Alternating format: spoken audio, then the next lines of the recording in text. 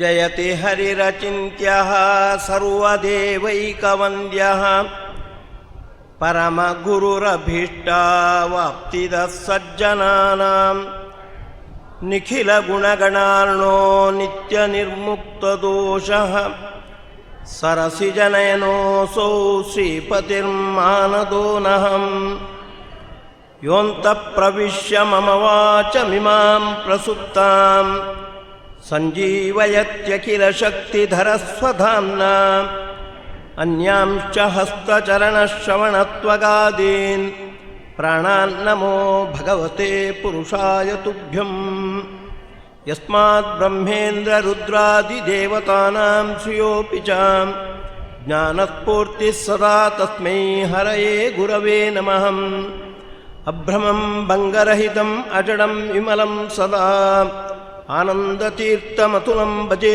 ತಾಪತ್ರಯಾಪಹಂ ಭವತಿ ಯದನುಭಾವಾದೇಡಮೂಕೋऽಪಿ ವಾಗ್ಮಿ ಜಡಮತಿರಪಿ ಜಂತುಃ ಜಾಯತೆ ಪ್ರಾಜ್ಞಮೌಲಿಃ ಸಕಲವಚನಚೇತೋ ದೇವತಾ ಭಾರತೀ ಸಾ ಮಮ ವಚಸಿ ನಿಧತ್ತಾಂ ಸನ್ನಿಧಿಂ ಮಾನಸೇ ಚ ಓಷ್ಟಾಪಿದಾನ ನಕುಲಿ ದಂತೈ ಪರಿವೃತಾ ಪವಿಃ ಸರ್ವಸ್ಯೈ ವಾಚೈಶಾನ ಚಾರುಮಾಮಿಹ ವಾದಯೇತ್ ಸರ್ವವಾಗೀಶ್ವರೋ ವಿಷ್ಣು ಸ್ತ್ರೀರೂಪೋ ಮಾಂ ಸುವಾದಯೇತ್ ತಸ್ಮೈ ಕಸ್ಮೈಚಿದ್ ಅಸ್ಮನ್ಮನಸಿ ಧೃತಕಥಾ ವಿಸ್ಮೃತೋ ಸ್ಮಾರಕಾಯಾಂ ಜನ್ಮಾದ್ಯಸ್ಯ ಯತೋನ್ಮಯಾತ್ ಇತರತಶ್ಚಾರ್ಥೇಷ್ವಭಿಜ್ಞಸ್ವರಾಟ್ ತೇನೇ ಬ್ರಹ್ಮಹುತಾಯಾದಿಕವಯೇ ಮುಖ್ಯಂತಿ ಯಂ ಸೂರಯಃ ತೇಜೋ ವಾರಿಮೃದಾಂ ಯಥಾ ವಿನಿಮಯೋ ಯತ್ರ ತ್ರಿಸರ್ಗೋ ಮೃಷಾಂ ಧಾಮ್ನಾ ಸ್ವೇನ ಸದಾ ನಿರಸ್ತಕುಹಕಂ ಸತ್ಯಂ ಪರಂ ಧೀಮಹಿ ನಾರಾಯಣಂ ನಮಸ್ಕೃತ್ಯ ನರಂ ಚೈವ ನರೋತ್ತಮಂ ದೇವೀಂ ಸರಸ್ವತೀಂ ವ್ಯಾಸಂ ತತೋ ಗ್ರಂಥಂ ಉದೀರಯೇತ್ ಯಂ ಪ್ರವ್ರಜಂತಮನುಪೇತಮಪೇತಕೃತ್ಯಂ ದ್ವೈಪಾಯನೋ ವಿರಹಕಾತರಾಜುಹಾವ ಪುತ್ರೇತಿ ತನ್ಮಯತಯಾ ತರೋಪಿ ನೇತುಃ ತಂ ಸರ್ವಭೂತಹೃದಯಂ ಮುನಿಮಾನತೋಸ್ಮಿ. ಶ್ರೀ ಗುರುಭ್ಯೋ ನಮಃ. ಭಾಗವತದ ಚಿಂತನೆಯಲ್ಲಿ ತೊಡಗಿದ ಸಾಧಕರನ್ನು ಹೃತ್ಪೂರ್ವಕವಾಗಿ ಅಭಿನಂದಿಸ್ತಾ ಭಾಗವತದ ಚಿಂತನೆಯಲ್ಲಿ ತೊಡಗ್ತಾ ಇದ್ದೇನೆ. ಭಾಗವತದ ಸಪ್ತಮ ಸ್ಕಂಧ ಶ್ರೀಕೃಷ್ಣನ ಬಾಲ್ಯ ಲೀಲೆಗಳನ್ನು ಹಾಗೂ ಮುಂದಿನ ಮದುವೆ ಆದ ಮೇಲೆ ಗೃಹಸ್ಥ ಜೀವನದ ಹಿರಿಮೆಗಳನ್ನು ಮಹಿಮೆಗಳನ್ನು ತಿಳಿಸ್ತಾ ಇದೆ. ದಶಮ ಸ್ಕಂದದ ಪೂರ್ವಾರ್ಧದಲ್ಲಿ ಸುಮಾರು 16 ವಯಸ್ಸಿನವರೆಗೆ ಕೃಷ್ಣ ಏನೇನು ಲೀಲೆಗಳನ್ನು ನಡೆಸಿದ, ಅದು ವಿಶೇಷವಾಗಿ ನಂದವ್ರಜದಲ್ಲಿ ಯಶೋದೆ ಮತ್ತು ನಂದಗೋಪನ ಸಮೀಪದಲ್ಲಿ ಏನು ಲೀಲೆಗಳನ್ನು ನಡೆಸಿದ ಅನ್ನೋದರ ಚಿತ್ರಣ ಪೂರ್ವಾರ್ಧದಲ್ಲಿದೆ. ಉತ್ತರಾರ್ಧದಲ್ಲಿ ಕಂಸನ ಸಂಹಾರ ಆದ ಮೇಲೆ ಸಾಂದೀಪಿನಿ ಆಚಾರ್ಯರಲ್ಲಿಗೆ ಹೋಗಿ 64 ದಿನಗಳ ಕಾಲ ವಿದ್ಯಾಭ್ಯಾಸ ಮಾಡಿದ ಮೇಲೆ ಗೃಹಸ್ಥ ಧರ್ಮವನ್ನು ಸ್ವೀಕಾರ ಮಾಡಿ ಏನೇನು ಮಹಿಮೆಗಳನ್ನು ತೋರಿಸಿದ ಅನ್ನೋದರ ವಿವರಣೆ ದಶಮಸ್ಕಂದದ ಉತ್ತರಾರ್ಧದಲ್ಲಿ ಇರುವಂಥದ್ದು. ನಾವಿವತ್ತು ಉತ್ತರಾರ್ಧದ ಕೆಲವು ಅಂಶಗಳನ್ನು ಕಂಡು 11ನೇ ಸ್ಕಂದದಲ್ಲಿ ಕೃಷ್ಣನ ಉಪದೇಶದ ಬಗ್ಗೆ, ಉದ್ಧವ ಗೀತೆಯ ಉಪದೇಶದ ಬಗ್ಗೆ ಇರುವಂಥದ್ದು, ಅದನ್ನು ಸ್ವಲ್ಪ ಪರಿಶೀಲನೆ ಮಾಡಿ ಮತ್ತೆ ಕೃಷ್ಣ ಪರಂಧಾಮಕ್ಕೆ ತೆರಳಿದ ಹಾಗೂ ಪರೀಕ್ಷಿತ ತನ್ನ ದೇಹತ್ಯಾಗ ಮಾಡಿದ. ಅಂತೆಯೇ ನೈಮಿಷಾರಣ್ಯದಲ್ಲಿ ಉಗ್ರಶ್ರವಸೂತರು ಈ ಪ್ರವಚನವನ್ನು ಮುಗಿಸಿದ್ದಾರೆ. ಅಷ್ಟು ವಿಷಯದ ಬಗ್ಗೆ ನಾವಿವತ್ತು ಚಿಂತನೆಯನ್ನು ನಡೆಸಬೇಕಾಗಿದೆ. ಕೃಷ್ಣ 16,108 ಕನ್ಯೆಯರನ್ನು ವಿವಾಹ ಆಗಿದ್ದಾನೆ. ಹಾಗಂತ ರಾಮಾವತಾರದಲ್ಲಿ ಹೇಗೆ ಏಕಪತ್ನಿ ವ್ರತಸ್ಥನೋ ಅಂತೆಯೇ ಕೃಷ್ಣಾವತಾರದಲ್ಲೂ 16,108 ಸ್ತ್ರೀಯರಲ್ಲೂ ಕೂಡ ಲಕ್ಷ್ಮೀದೇವಿಯೇ ಇದ್ದದ್ದು ಅಂತ ಮಧ್ವಗುರುಗಳು ಸ್ಪಷ್ಟ ಹೇಳ್ತಾ ಇದ್ದಾರೆ. ಭಗವಂತ ಇತರ ಸ್ತ್ರೀಯರ ಸಂಪರ್ಕವನ್ನೇ ಮಾಡುವುದಿಲ್ಲ. ಲಕ್ಷ್ಮೀದೇವಿಯ ಜೊತೆಗೆ ನಿಯತವಾದ ಸಂಬಂಧ. ಬೇರೆ ಸ್ತ್ರೀಯರ ಸಂಪರ್ಕ ಮಾಡಿದರೂ ಕೂಡ ಅಲ್ಲಿ ಲಕ್ಷ್ಮೀದೇವಿಯೇ ಇರುವಂಥದ್ದು. ಹಾಗಾಗಿ 16,106 ಸ್ತ್ರೀಯರಲ್ಲೂ ಕೂಡ ಲಕ್ಷ್ಮೀದೇವಿಯ ಸನ್ನಿಧಾನ. ಮತ್ತು ಇಬ್ಬರು ರುಕ್ಮಿಣಿ ಮತ್ತು ಸತ್ಯಭಾಮೆ ಸಾಕ್ಷಾತ್ ಲಕ್ಷ್ಮೀದೇವಿದ್ದೇ 2 ರೂಪಗಳು. ಹೀಗೆ ಸಾಮಾನ್ಯ ಹೇಳುವಂಥದ್ದುಂಟು, ರಾಮಾವತಾರದಲ್ಲಿ ಏಕಪತ್ನಿ ವೃತಸ್ಥ, ಕೃಷ್ಣಾವತಾರದಲ್ಲಿ ಅದಕ್ಕೆ ವಿಪರೀತವಾಗಿರುವಂಥದ್ದು ಇಲ್ಲ. ದೇವರು ಎಲ್ಲ ಅವತಾರಗಳಲ್ಲೂ ಒಂದೇ ರೀತಿಯಾಗಿರುವಂಥದ್ದು. ರಾಮಾವತಾರದಲ್ಲಿ ಹೇಗೆ ಏಕಪತ್ನಿ ವೃತಸ್ಥನೋ ಕೃಷ್ಣಾವತಾರದಲ್ಲೂ ಕೂಡ ಅಷ್ಟು ಕನ್ಯೆಯರನ್ನು ವಿವಾಹ ಆದರೂ ಕೂಡ ಆ ಕನ್ಯೆಯರಲ್ಲಿ ಲಕ್ಷ್ಮೀದೇವಿ ಇದ್ದದ್ದು. ಲಕ್ಷ್ಮೀದೇವಿಯ ಸಂಪರ್ಕಕ್ಕೆ ಮಾತ್ರ ಕೃಷ್ಣ ಒಳಗಾದದ್ದು ಅನ್ನೋದನ್ನು ಮನವರಿಕೆ ಮಾಡಿಕೊಳ್ಬೇಕಾದದ್ದು. ಲಕ್ಷ್ಮೀದೇವಿಯ 2 ರೂಪಗಳು ರುಕ್ಮಿಣಿ ಮತ್ತು ಸತ್ಯಭಾಮೆ. ರುಕ್ಮಿಣಿಯನ್ನು ಹೇಗೆ ವಿವಾಹ ಆದ ಅನ್ನುವುದನ್ನು ಸ್ವಲ್ಪ ನೋಡೋಣ. ಭೀಷ್ಮಕ ರಾಜನ ಮಗಳು ರುಕ್ಮಿಣಿ. ಅವ ಭೀಷ್ಮಕನಿಗೆ ಒಬ್ಬ ಮಗ ರುಗ್ಮಿ ಅಂತ. ಅವ ಜರಾಸಂಧನ ಶಿಷ್ಯ. ಹಾಗಾಗಿ ಜರಾಸಂಧ ರುಗ್ಮಿ ಹತ್ರ ಹೇಳಿದ್ದಾನೆ, ನಿನ್ನ ತಂಗಿಯನ್ನು ನಿನ್ನ ಅಪ್ಪ ಕೃಷ್ಣನಿಗೆ ಕೊಡುವ ಸಂಭವ ಇದೆ, ಸುತರಾಮ್ ಕೊಡಬಾರ್ದು. ನನ್ನ ಸಾಕು ಮಗನಂತೆ ಇರುವವ ಶಿಶುಪಾಲನಿಗೇನೇ ಕೊಡಬೇಕು ಅಂತ ರುಗ್ಮಿ ಹತ್ರ ಒತ್ತಾಯ ಮಾಡಿದ್ದಾನೆ ಜರಾಸಂಧ. ಹಾಗಾಗಿ ಭೀಷ್ಮಕನಿಗೆ ಕೃಷ್ಣನಿಗೆ ರುಕ್ಮಿಣಿಯನ್ನು ಕೊಡಬೇಕು ಅಂತ ಇದ್ದರೂ ಕೂಡ ಅವ ಮುದುಕ, ಇವ ಇನ್ನು ಯುವಕ, ಮಗನ ಒತ್ತಾಯಕ್ಕೆ ಮಣಿದು ರುಕ್ಮಿಣಿಯನ್ನು ಶಿಶುಪಾಲನಿಗೆ ಕೊಡುವುದು ಅಂತ ನಿಶ್ಚಯ ಮಾಡಿದ್ದಾನೆ. ಶಿಶುಪಾಲ ಮತ್ತು ರುಕ್ಮಿಣಿಯರ ವಿವಾಹ ಸಾಮಾನ್ಯ ನಿಶ್ಚಯ ಆಗಿದೆ. ಇನ್ನೇನು ದಿನ ಎಲ್ಲ ನಿಶ್ಚಯ ಮಾಡಿದ್ದಾರೆ. ಇವತ್ತು ಈ ದಿವಸದಲ್ಲಿ ರುಕ್ಮಿಣಿ ಮತ್ತು ಶಿಶುಪಾಲರ ವಿವಾಹ ಆಗಬೇಕು ಅಂತ. ರುಕ್ಮಿಣಿಗೆ ಕೃಷ್ಣನನ್ನೇ ವಿವಾಹ ಆಗಬೇಕು ಅಂತ. ಸ್ವಾರಸ್ಯ ಅಂದರೆ ಲೌಕಿಕ ದೃಷ್ಟಿಯಿಂದ ರುಕ್ಮಿಣಿ ಕೃಷ್ಣನು ಕಂಡೇ ಇಲ್ಲ. ಆದರೆ ನಾರದರು ರುಕ್ಮಿಣಿ ಹತ್ರ ಬಂದಾಗ ಕೃಷ್ಣನ ಬಗ್ಗೆ ಎಲ್ಲ ಹೇಳಿದ್ದಾರೆ. ಬೇರೆ ಬೇರೆ ಋಷಿಗಳೆಲ್ಲ ಬಂದಕ್ಕೆ ಹೇಳಿದ್ದಾರೆ.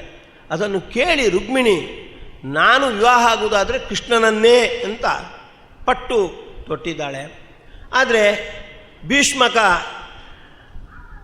ಶಿಶುಪಾಲನಿಗೆ ಕೊಡಬೇಕು ಅಂತ ಇದ್ದಾನೆ. ಇದನ್ನು ಹೇಗೆ ಮಾಡುವುದು ಅಂತ ಯೋಚನೆ ಮಾಡಿ ರುಕ್ಮಿಣಿ ಒಂದು ಪತ್ರ ಬರೀತಾಳೆ. ಪ್ರಣಯ ಪತ್ರ ಅಂತ ಹೇಳ್ತಾರೆ. ಅಲ್ಲ, ಅದು ಭಕ್ತಿ ಪತ್ರ. 9 ಶ್ಲೋಕಗಳನ್ನು ಒಳಗೊಂಡಂತು. 9 ವಿಧವಾದ ಭಕ್ತಿ, ಶ್ರವಣ, ಕೀರ್ತನ ಇತ್ಯಾದಿ 9 ವಿಧವಾದ ಭಕ್ತಿಗೆ ಸಂಕೇತವಾಗಿ 9 ಶ್ಲೋಕಗಳನ್ನು ಒಳಗೊಂಡಿರ್ತಕ್ಕಂಥ ಒಂದು ಪತ್ರ. ಅದು ಪ್ರಣಯ ಪತ್ರ ಅಲ್ಲ, ಭಕ್ತಿ ಪತ್ರ. ಭಕ್ತಿ ಪತ್ರವನ್ನು ಬರೆದಲು ರುಕ್ಮಿಣಿ. ಕೃಷ್ಣ ದ್ವಾರಕೆಯಲ್ಲಿದ್ದಾನೆ, ರುಕ್ಮಿಣಿ ಕುಂಡಿನಪುರದಲ್ಲಿರುವಂಥದ್ದು. ಆದರೆ ಆ ಪತ್ರವನ್ನು ತಲುಪಿಸಬೇಕು. ಒಬ್ಬ ಬ್ರಾಹ್ಮಣನನ್ನು ಕರೆದು ಈ ಪತ್ರವನ್ನು ಆದಷ್ಟು ತುರ್ತಾಗಿ ಕೃಷ್ಣನಿಗೆ ತಲುಪಿಸಬೇಕು ಅಂತ ಹೇಳಿದ್ದಾಳೆ. ಆ ಪ್ರಕಾರ ರುಕ್ಮಿಣಿಯ ಆ ಭಕ್ತಿ ಪತ್ರವನ್ನು ಹಿಡ್ಕೊಂಡು ಆ ಬ್ರಾಹ್ಮಣ ಕೃಷ್ಣನಲ್ಲಿ ಹೋಗಿದ್ದಾನೆ. ಕೃಷ್ಣನ ಹತ್ರ ಹೀಗೆ ಹೇಳ್ತಾ ಇದ್ದಾನೆ. ಕೃಷ್ಣನಿಗೆ ಬ್ರಾಹ್ಮಣರು ಅಂದರೆ ಎಲ್ಲಿಲ್ಲದ ಪ್ರೀತಿ. ಅದು ಬರೇ ನಾರದರು ಇಂತಹ ದೊಡ್ಡ ದೊಡ್ಡ ಬ್ರಾಹ್ಮಣರಲ್ಲ, ಚಿಕ್ಕ ಪುಟ್ಟ ಬ್ರಾಹ್ಮಣರಾದರೂ ಅವರು ತಮ್ಮ ತಮ್ಮ ಧರ್ಮಾಚರಣೆಯನ್ನೆಲ್ಲ ತೊಡಗಿದರೆ ಅವರ ಬಗ್ಗೆ ಬಹಳ ಪ್ರೀತಿಯನ್ನು ತೋರಿಸ್ತಾ ಇದ್ದಾರೆ. ರುಕ್ಮಿಣಿಯ ಪ್ರತಿನಿಧಿಯಾಗಿ ಸೇವಕನಾಗಿ ಬಂದಿರತಕ್ಕಂಥ ಬ್ರಾಹ್ಮಣನಿಗೂ ಬಹಳ ಗೌರವವನ್ನು ತೋರಿಸ್ತಾನೆ ಕೃಷ್ಣ. ಭಾಗವತ ಉಲ್ಲೇಖ ಮಾಡುತ್ತೆ. ಅವನಿಗೆ ಸಾಕಷ್ಟು ಮರ್ಯಾದೆಯನ್ನೆಲ್ಲ ಮಾಡಿ ಆ ಬ್ರಾಹ್ಮಣ ಹೇಳ್ತಾನೆ, ರುಕ್ಮಿಣಿ ಹೀಗೆ ಪತ್ರ ಕಳಿಸಿದ್ದಾಳೆ ಅಂತ. ಅದನ್ನೆಲ್ಲ ಓದ್ತಾನೆ. ಆಯಿತು ಅಂತ ಒಪ್ಕೊಂಡ. ರುಕ್ಮಿಣಿ ಹೇಳಿದ ಹಾಗೇನೆ ನಾನು ಮಾಡ್ತೇನೆ ಅಂತ. ರುಕ್ಮಿಣಿ ಆ ಪತ್ರದಲ್ಲಿ ಬರೆದಿದ್ದಾಳೆ, ಯರ್ಹ್ಯಂಬುಜಾಶ್ಚ ನಲಭೇಯ ಭವತ್ಪ್ರಸಾದಂ ಜಖ್ಯಾಮಸೂನ್ ವ್ರತಕಷ ಶತಜನ್ಮಭಿಸ್ಯಾಂ. ಕೃಷ್ಣ, ಈ ಪತ್ರವನ್ನು ಓದಿಯೂ ಕೂಡ ನನ್ನ ಪರವಾಗಿ ನೀನು ಸ್ಪಂದಿಸಿಲ್ಲ ಅಂದರೆ ನಾನು ಈ ದೇಹತ್ಯಾಗ ಮಾಡ್ತೇನೆ. ದೇಹತ್ಯಾಗ ಅನ್ನೋದು ಅದು ಆತ್ಮಹತ್ಯೆ, ಅದು ಅಪರಾಧ. ರುಕ್ಮಿಣಿ ಏನು ಹೇಳ್ತಾಳೆ ಅಂದರೆ, ವ್ರತಕೃಷ ಜಖ್ಯಾಂ ಅಸೂನ್, ವ್ರತಗಳನ್ನು ಮಾಡಿ ಮಾಡಿ ಮಾಡಿ ದೇಹವನ್ನು ತ್ಯಾಗ ಮಾಡ್ತೇನೆ, ಅದು ನಿಷಿದ್ಧ ಅನಿಸೋದಿಲ್ಲ. ಬೆಂಕಿಗೆ ಬಿದ್ದೋ ವಿಷ ಕುಡಿದೋ ನೇಣು ಹಾಕ್ಕೊಂಡು ಸಾಯುವುದು ಅದು ಆತ್ಮಹತ್ಯೆ, ಅದು ಶಾಸ್ತ್ರ ಅದನ್ನು ನಿಷೇಧ ಮಾಡುತ್ತೆ. ಅದೇ ರುಕ್ಮಿಣಿ ಹೇಳುವಂಥದ್ದು ವ್ರತಕೃಷ, ಬೇರೆ ಬೇರೆ ವಿಷ್ಣು ಪಂಚಕ ವ್ರತ ಮುಂತಾದ ವ್ರತಗಳನ್ನು ಮಾಡಿ ನಾನು ದೇಹವ ತ್ಯಾಗ ಮಾಡ್ತೇನೆ, ಇನ್ನು 100 ಜನ್ಮದಲ್ಲಾದರೂ ನಿನ್ನನ್ನು ಹೊಂದುವ ಸುಯೋಗ ಬಂದೀತು ಅಂತ ಆ ಪ್ರೀತಿ ಪತ್ರ, ಭಕ್ತಿ ಪತ್ರದ ಕೊನೆಯ ಮಾತು. ಇದನ್ನು ಕೃಷ್ಣ ಓದಿ ನಕ್ಕು ಬಿಡ್ತಾನೆ. ನಾನು ಕೂಡ ನಿಶ್ಚಯ ಮಾಡಿದ್ದೇನೆ, ರುಕ್ಮಿಣಿಯನ್ನೇ ವಿವಾಹ ಆಗುವುದು ಅಂತ ನಿಶ್ಚಯ ಮಾಡಿದ್ದೇನೆ, ರುಕ್ಮಿಣಿ ಹೇಳಿದಂತೆ ಮಾಡ್ತೇನೆ ಅಂತ ಹೇಳಿ ರುಕ್ಮಿಣಿ ಅದನ್ನು ಹೇಳಿದ್ದಾಳೆ. 2 ದಿವಸದಲ್ಲಿ ನಮ್ಮ ಅಪ್ಪ ನನ್ನನ್ನು ಶಿಶುಪಾಲನಿಗೆ ಕೊಡುವವನಿದ್ದಾನೆ, ಅದಕ್ಕಿಂತ ಮುಂಚೆ ನೀನು ಬಂದು ನನ್ನನ್ನು ಕರೆದುಕೊಂಡು ಹೋಗಬೇಕು. ಹೇಗೆ ಅದರ ಉಪಾಯವನ್ನು ಸೂಚಿಸಿದ್ದಾಳೆ. ಮದುವೆಯ ಹಿಂದಿನ ದಿವಸ ಒಂದು ಗೌರಿಯ ಗುಡಿಗೆ ಹೋಗಲಿಕ್ಕಿದೆ. ಆ ಗುಡಿಗೆ ನಾನು ಹೋಗುವಾಗ ಅದು ಕಾಲ್ನಡಿಗೆಯಲ್ಲೇ ಹೋಗಬೇಕಾಗುತ್ತೆ. ಮುತ್ತೈದೆಯರ ಜೊತೆಗೆ ನಾನು ಕಾಲ್ನಡಿಗೆಯಲ್ಲಿ ಹೋಗುವವಳಿದ್ದೇನೆ. ಕಾಲ್ನಡಿಗೆಯಲ್ಲಿ ಹೋಗುವಾಗ ನೀನು ಬಂದು ರಾಕ್ಷಸ ಪದ್ಧತಿಯಿಂದ ನನ್ನನ್ನು ಅಪಹಾರ ಮಾಡಿಕೊಂಡು ಹೋಗಿ ಮತ್ತೆ ನೀನು ವಿವಾಹ ಆಗಬೇಕು ಅಂತ ಆ ಉಪಾಯವನ್ನು ಸೂಚಿಸಿದ್ದಾಳೆ. ಕೃಷ್ಣ ಒಪ್ಪಿಕೊಂಡಿದ್ದಾನೆ. ಆ ಬ್ರಾಹ್ಮಣನನ್ನು ಕೂಡ ತನ್ನ ರಥದಲ್ಲಿ ಕುಳ್ಳಿರಿಸಿಕೊಂಡು ಅಲ್ಲಿ ಹೋಗಿದ್ದಾನೆ. ಅಲ್ಲಿ ಅವತ್ತು ಆ ಮಂಗಳ ವ್ರತ ನಡೆದಿದೆ. ರುಕ್ಮಿಣಿಯ ವಿವಾಹದ ಹಿಂದಿನ ದಿವಸ ಏನು ಗೌರಿ ಗುಡಿಗೆ ಹೋಗಬೇಕು, ಅದಕ್ಕೆ ಬೇಕಾಗಿರ್ತಕ್ಕಂಥ ಸಿದ್ಧತೆ ಎಲ್ಲ ನಡೀತಾ ಇದೆ. ರುಕ್ಮಿಣಿ ಸುಂದರಿಯಾಗಿ ತಾಂ ದೇವಮಾಯಾಮಿವ ವೀರಮೋಹಿನೀಂ ಸುಮಧ್ಯಮಾಂ ಕುಂಡಲಮಂಡಿತಾನನಾಂ. ಶುಕಾಚಾರ್ಯರು ಅವಧೂತರಾದರೂ ಕೂಡ ರುಕ್ಮಿಣಿಯ ಸೌಂದರ್ಯವನ್ನು ಬಾಯ್ತುಂಬ ಹೊಗಳ್ತಾ ಇದ್ದಾರೆ. ದೇವಮಾಯೆಯಂತೆ ಬಹಳ ಬಹಳ ಸುಂದರಿಯಾಗಿದ್ದಾಳಂತೆ. ಲಕ್ಷ್ಮೀದೇವಿಯಲ್ಲಿ ಸೌಂದರ್ಯ ಮಡುಗಟ್ಟಿದೆ ಅಂತ ಹೇಳ್ತಾರೆ. ಎಲ್ಲ ಸೌಂದರ್ಯ ಲಕ್ಷ್ಮೀದೇವಿಯಲ್ಲಿ ಇರುವಂಥದ್ದು. ಉಳಿದವರ ಸೌಂದರ್ಯವನ್ನು ನಿಯಮಿಸುವಳು ಲಕ್ಷ್ಮೀದೇವಿ. ಆ ಲಕ್ಷ್ಮೀದೇವಿದ್ದೇ ಸಾಕ್ಷಾತ್ ರೂಪ ರುಕ್ಮಿಣಿ. ಹಾಗಾಗಿ ಬಹಳ ಸುಂದರಳಾಗಿ ರುಕ್ಮಿಣಿ ಇದ್ದಾಳೆ. ಅವಳ ಸೌಂದರ್ಯವನ್ನು ಕಂಡು ಜರಾಸಂಧ, ಶಿಶುಪಾಲ ಇವರೆಲ್ಲ ಮೋಹಕ್ಕೆ ಒಳಗಾಗಿದ್ದಾರಂತೆ, ಮೂರ್ಛಿತರಾಗಿದ್ದಾರಂತೆ, ಅಷ್ಟು ಸೌಂದರ್ಯ. ಅವರಿಗೆಲ್ಲ ಸ್ವಲ್ಪ ಗುಮಾನಿ ಇದೆ. ಈ ಕಾಲ್ನಡಿಗೆಯಲ್ಲಿ ಗೌರಿ ಗುಡಿಗೆ ರುಕ್ಮಿಣಿ ಹೋಗುವಾಗ ಎಲ್ಲಾದರೂ ಬಂದು ಕೃಷ್ಣ ಅಪಹಾರ ಮಾಡಿಕೊಂಡು ಹೋದಾನು ಅಂತ. ಯಾಕೆಂದರೆ ಕೃಷ್ಣನ ಚಮತ್ಕಾರವನ್ನೆಲ್ಲ ಅವರು ಅನುಭವಿಸಿದವರು. ಹಾಗಾಗಿ ಅಸ್ತ್ರಶಸ್ತ್ರಗಳನ್ನು ಹಿಡ್ಕೊಂಡು ಸಿದ್ಧರಾಗಿದ್ದಾರೆ. ಎಲ್ಲಾದರೂ ಕೃಷ್ಣ ಬಂದು ರುಕ್ಮಿಣಿಯ ಅಪಹಾರ ಮಾಡ್ಕೊಂಡು ಹೋದರೆ ಅವನ ವಿರುದ್ಧ ಕಾದಾಡಬೇಕು ಅಂತ. ಸರಿ, ಹೆಜ್ಜೆ ಮೇಲೆ ಹೆಜ್ಜೆ ಇಡ್ತಾ ರುಕ್ಮಿಣಿ ಮುತ್ತೈದೆಯರ ಜೊತೆಗೆ ಗೌರಿಯ ಗುಡಿಗೆ ಸಾಗ್ತಾ ಇದ್ದಾಳೆ.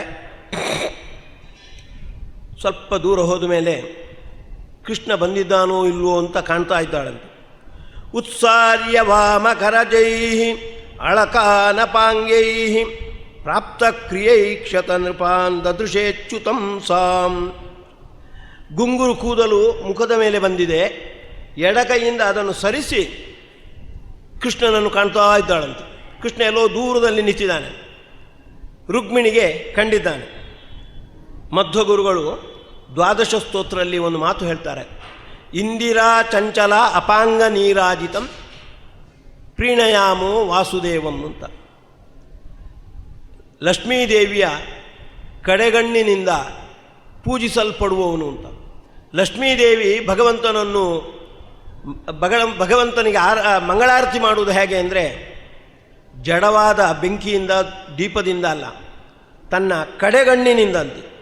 ಸೌಂದರ್ಯ ಖನಿಯಾಗಿರ್ತಕ್ಕಂಥ ಲಕ್ಷ್ಮೀದೇವಿ ತನ್ನ ಕಡೆಗಣ್ಣನ್ನು ಆ ಭಗವಂತನ ಸೌಂದರ್ಯದ ಸುತ್ತ ಹಾಯಿಸುವ ಮೂಲಕ ಇಂದಿರಾ ಚಂಚಲ ಅಪಾಂಗ ನೀರಾಜಿತಂ ಮಂದರೋದ್ಧಾರಿ ವೃತ್ತೋದ್ಭುಜ ಭೋಗಿನಂ ಪ್ರೀಣಯಾಮೋ ವಾಸುದೇವಂ ಅಂತ ಇಂದಿರಾದೇವಿಯ ಅಪಾಂಗ ಕಡೆಗಣ್ಣಿನ ಮೂಲಕ ನೀರಾಜಿತಂ ಮಂಗಳಾರತಿ ಎತ್ತಲ್ಪಡುವವ ಅಂತ ಅದನ್ನು ರುಕ್ಮಿಣೀ ದೇವಿ ಈ ಪ್ರಸಂಗದಲ್ಲಿ ಅಳವಡಿಸಿಕೊಂಡಿದ್ದಾಳೆ.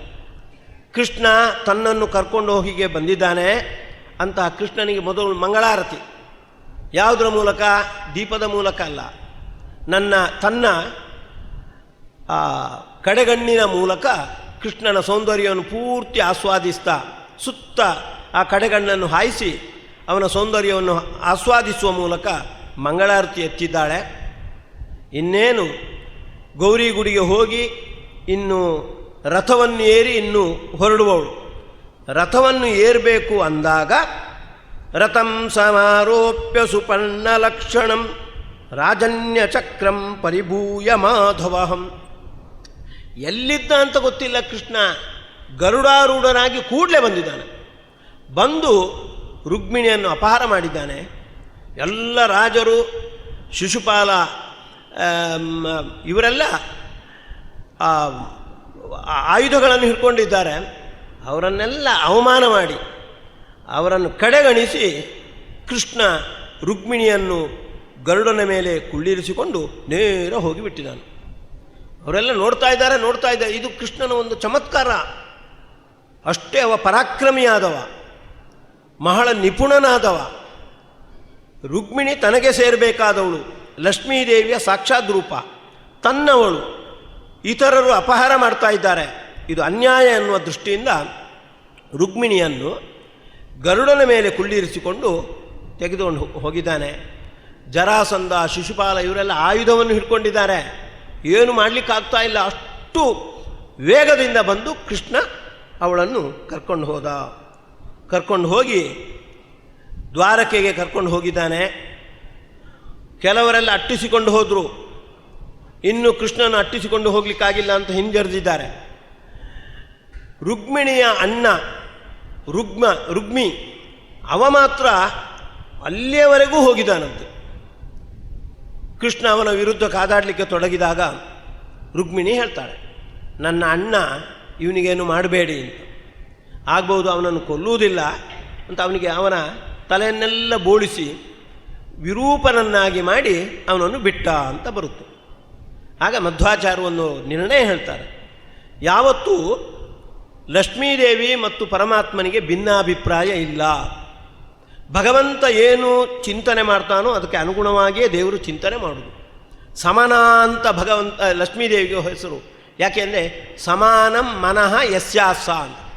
ದೇವರ ಹಾಗೇ ಚಿಂತನೆ ಮಾಡೋದು, ದೇವರ ಹಾಗೇ ಮನಸ್ಸು ಉಳ್ಳವಳು ಅವಳು. ಕಾಮೇನಮೇ ಕಾಮಾಗ ಅಂತ ಹೇಳುವವಳು. ಭಗವಂತನ ಇಚ್ಛೆಗೆ ಅನುಗುಣವಾಗಿಯೇ ನನ್ನ ಇಚ್ಛೆ ಬರಲಿ ಅಂತಲೇ ಅಪೇಕ್ಷೆ ಪಡುವವಳು. ಹಾಗಾಗಿ ಭಗವಂತನಿಗೆ ರುಕ್ಮಿಣಿಯನ್ನು ಕೊಲ್ಲಬೇಕು ಅಂತ ಇತ್ತು, ರುಕ್ಮಿಣಿಗೆ ಕೊಲ್ಲಬಾರ್ದು ಅಂತ ಇತ್ತು. ಇದು ಹೇಗೆ ಭಿನ್ನಾಭಿಪ್ರಾಯ ಬಂತಲ್ಲ ಅಂತ ಇಲ್ಲ. ಭಗವಂತನು ಕೂಡ ರುಕ್ಮಿಣಿಯನ್ನು ಕೊಲ್ತಿರಲಿಲ್ಲ. ಆದರೂ ರುಕ್ಮಿಣಿಯ ಮೇಲೆ ತನ್ನ ಒಲವನ್ನು ತೋರಿಸಿಕೊಡುವುದಕ್ಕಾಗಿ ಹೀಗೆ ಮಾಡಿದ್ದಾನೆ ಹೊರತು ಅವರ ಅಭಿಪ್ರಾಯ ಸಮಾನವಾದದ್ದೇ. ಭಗವಂತನ ಅಭಿಪ್ರಾಯ ಒಂದು, ರುಕ್ಮಿಣಿಯ ಅಭಿಪ್ರಾಯ ಮತ್ತೊಂದು ಅಂತ ಹೀಗೆ ಚಿಂತನೆ ಮಾಡಬಾರ್ದು ಅಂತ ಹೇಳ್ತಾ ಇದ್ದಾರೆ. ರುಕ್ಮಿ ಮಹಾದುಷ್ಟ. ಕೊನೆಗೂ ಕೂಡ ಅವ ಹೇಳ್ತಾ ಇದ್ದಾನೆ, ರುಕ್ಮಿಣಿಯನ್ನು ನನ್ನ ಕುಂಡಿನಪುರಕ್ಕೆ ನಾನು ಕರ್ಕೊಂಡು ಹೋಗದೆ ನಾನು ಕುಂಡಿನಪುರಕ್ಕೆ ಕಾಲಿಡುವುದಿಲ್ಲ ಅಂತ ಭೋಜಕಟ ಅಂತ ಒಂದು ಪಟ್ಟಣವನ್ನು ನಿರ್ಮಾಣ ಮಾಡಿ ಅಲ್ಲೇ ನೆಲೆಸಿದ್ದಾನೆ ಅಂತ ಹೇಳ್ತಾ ಇದ್ದಾರೆ. ಹೀಗೆ ರುಕ್ಮಿಣಿಯನ್ನು ರಾಕ್ಷಸ ಪದ್ಧತಿಯಿಂದ ಅಪಹಾರ ಮಾಡಿಕೊಂಡು ಬಂದ ಕೃಷ್ಣ. ಇದು ಕ್ಷತ್ರಿಯರಿಗೆ ವಿಹಿತವಾದದ್ದು. ಸ್ವಯಂವರ ಅನ್ನೋದು ಅನೇಕ ಬಗೆಯಲ್ಲಿದೆ. ಅದರಲ್ಲಿ ಒಂದು ರಾಕ್ಷಸ ಪದ್ಧತಿ ಅಂತ ಹೋಗಿ ತಮ್ಮ ಪರಾಕ್ರಮವನ್ನು ತೋರಿಸಿ ಆ ಕನ್ಯೆಯನ್ನು ಕರ್ಕೊಂಡು ಬಂದು ಮತ್ತೆ ವಿವಾಹ ಆಗುವಂಥದ್ದು. ಈಗ ರಾಕ್ಷಸ ಪದ್ಧತಿಯಿಂದ ಕೃಷ್ಣ ರುಕ್ಮಿಣಿಯನ್ನು ದ್ವಾರಕೆಗೆ ತಂದಿದ್ದಾನೆ. ತಂದು ಭಗವಾನ್ ಭೀಷ್ಮಕಸುತಾಂ ಏವಂ ನಿರ್ಜಿತ್ಯ ಭೂಮಿಪಾನ್ ಪುರಮಾನೀಯ ವಿಧಿವತ್ ಉಪಯೇಮೇ ಕುರುದ್ವಹ. ಶುಕಾಚಾರ್ಯರು ಪರೀಕ್ಷಿತನಿಗೆ ಹೇಳ್ತಾರೆ, ಕುರುದ್ವಹ ನೋಡು, ಹೀಗೆ ಸ್ವಯಂವರ ಬೇರೆ, ವಿವಾಹ ಬೇರೆ. ಸ್ವಯಂವರ ಅವರನ್ನು ಸ್ವೀಕಾರ ಮಾಡುವಂಥದ್ದು, ವಿವಾಹ ಮದುವೆ ಮಾಡಿಕೊಳ್ಳುವಂಥದ್ದು. ಸ್ವಯಂವರದ ರೀತಿಯಿಂದ ಕೃಷ್ಣ ಕುಂಡಿನಪುರದಿಂದ ರುಕ್ಮಿಣಿಯನ್ನು ತಂದಿದ್ದಾನೆ. ತಂದು ಒಂದು ಒಳ್ಳೆಯ ದಿವಸದಲ್ಲಿ ರುಕ್ಮಿಣಿಯ ಜೊತೆಗೆ ವಿಧಿವತ್ತಾಗಿ ವಿವಾಹ ಮಾಡಿದ್ದಾನೆ. ವಿಧಿಯನ್ನು ಅನುಸರಣೆ ಮಾಡುವ ಅವಶ್ಯಕತೆ ಅವನಿಗಿಲ್ಲ. ಅವ ವಿಧಿಗಳನ್ನೆಲ್ಲ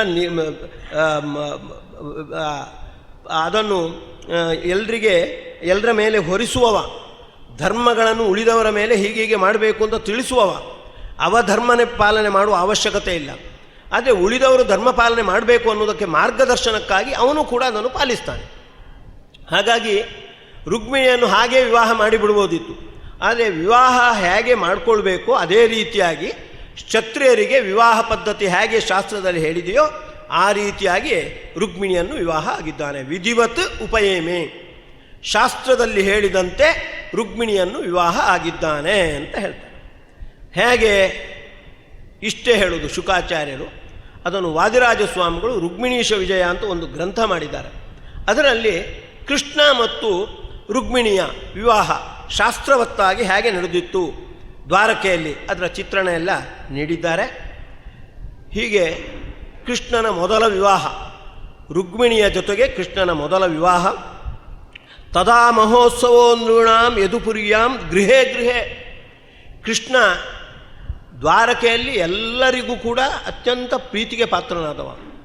ಕೃಷ್ಣನ ಮದುವೆ ಅಂದರೆ ಆ ದ್ವಾರಕೆಯಲ್ಲಿ ಪ್ರತಿಯೊಬ್ಬರೂ ಕೂಡ ಅದರಲ್ಲಿ ಪಾಲ್ಗೊಂಡಿದ್ದಾರೆ.